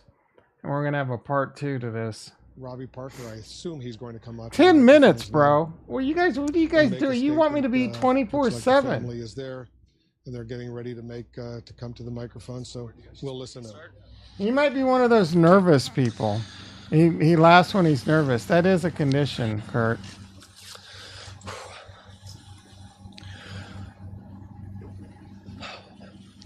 Look how nervous. Look how nervous he is. My family is one of the families that lost a child yesterday in the Sandy. That is Hook not elementary acting school right shooting here in there. Connecticut. Robbie Parker, I assume he's going to come out to the microphones now and make a statement. Looks like the family is there, and they're. That's getting nervous ready laughter, to come to bro. the microphone, so we'll listen to him. Okay.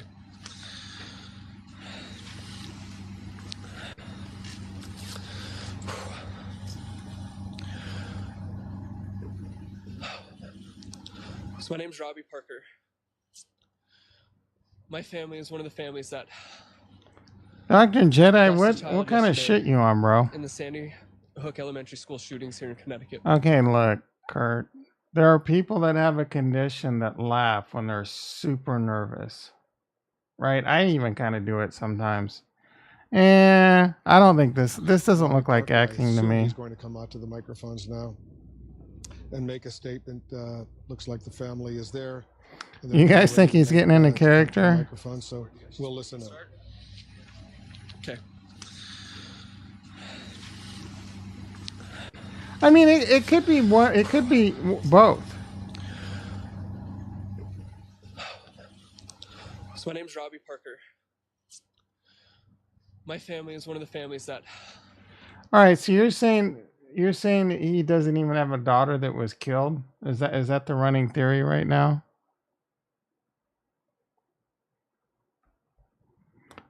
Well, I mean, I don't even know what you're trying. This isn't the clip they showed on all the news. Oh, so you're saying they didn't show the part of him laughing? Well, maybe I'm a narc. Maybe dude. I laugh sometimes when I'm nervous, so I could see it.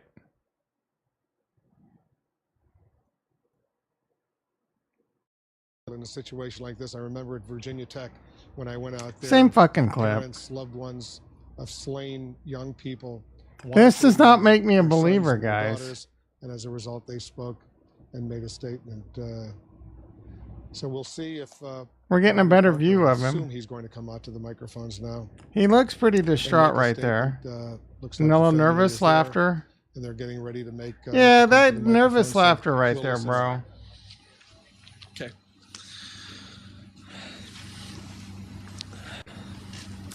I don't know. The smile was a bit weird. The smile was a bit weird.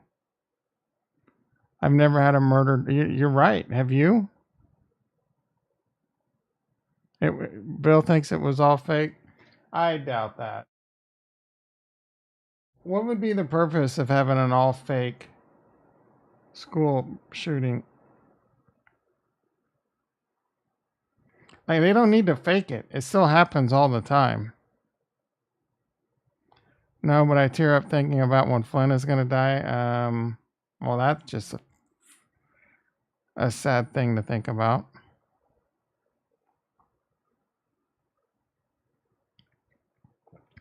I remember all the parents at the schools around us were freaking out during this time. Yeah. Police posted a car. I mean, where I live, usually all the schools have a police on staff all the time anyway. Gun control, invasion of privacy. Oh. Yeah, but school shootings happen all the time. Are they all fake? What if he farted? Well, it could be nervous farting. The Patriot Act. Oh, yeah, but they don't need to fake a school shooting, bro. Shit's happen all the time. Gun control is the theory. Okay, so you think the whole thing was faked for gun control? That's plausible. It's plausible. That's a plausible theory. I'll give it to you. Now, there's no proof to it, but it's plausible. I will concede it is plausible. But Velez lived in the area, bro. He worked in the area. So I'm going to believe Velez before I believe your dumbasses.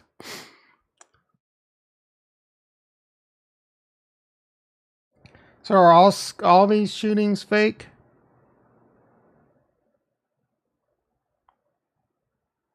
Psychological operations and propaganda is illegally lawful. That doesn't mean they don't do it. Jason says he honestly don't know. I would lean like plausible, like maybe 5% chance, probably less. Las Vegas shooting with CIA. Okay, so Bill Skull is heavy conspiracy theorist.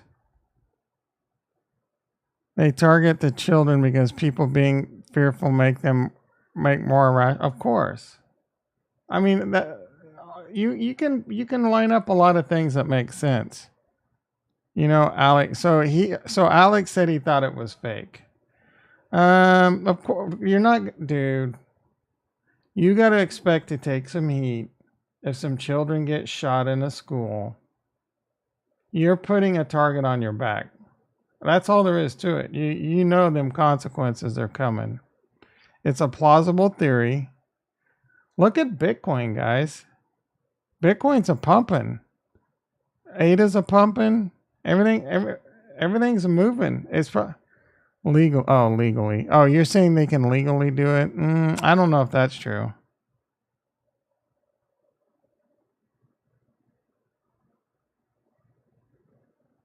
The CSI, you mean the CIA? The CIA is not even legally allowed to work inside the United States. School shooting, yeah, they happen all the time. Man, you guys are fired up about this shit. We got 8 people in the house. You guys are fired the F up. We got Bill Skull back. Are you kidding me? Alex never said that directly as far as he knew. They used events for their purpose. The story is whack. The shooter had the kids out, their head down and on the desk, and went down the road shooting each kid one by one. Holy F.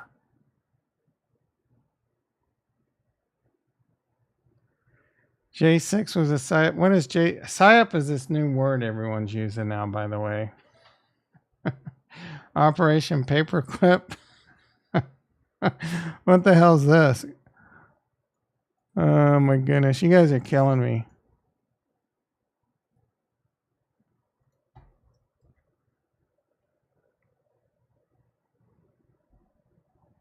Oh, this is where we stole all the secrets. Took Nazi Germans, brought them over, right? Yeah. Yeah, I'm familiar with this. Look, if it wasn't for Operation Paperclip, we wouldn't have shit like rockets. We wouldn't be the #1 nation, GDP and all that, right? So there's good and bad with everything. PSYOPs it's getting used a lot lately. Oh, shut the hell up, Kurt. Yeah, I don't remember all the little dumb names all you conspiracy theorists have for everything out there. Was this true? Of course this was true. But again, you ever watch that show? It's on Amazon. It's got that famous actor from Heat. I can't think of his name because I'm too fucking tired. And they go around killing Nazi people. It's true. Werner von Braun was my great uncle. Is that true, bro? Are you a Nazi?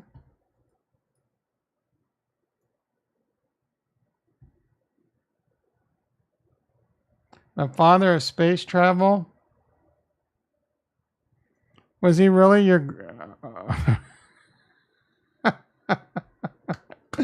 That was a good one, bro. That was a good one. This channel might be PSYOP. I can promise you this channel is not PSYOP.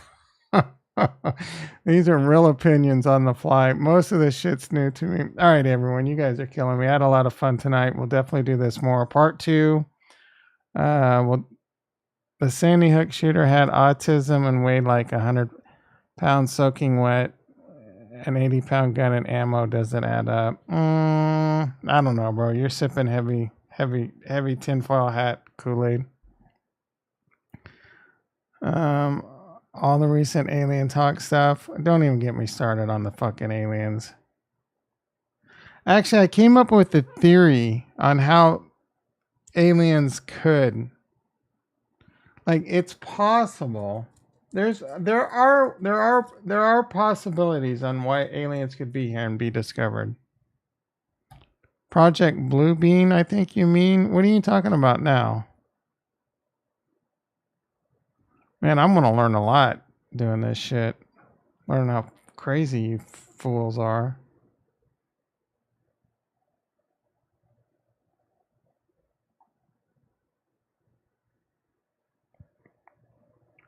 Oh, Project Blue Book. I got you. Admiral Byrd. Who's Admiral Byrd?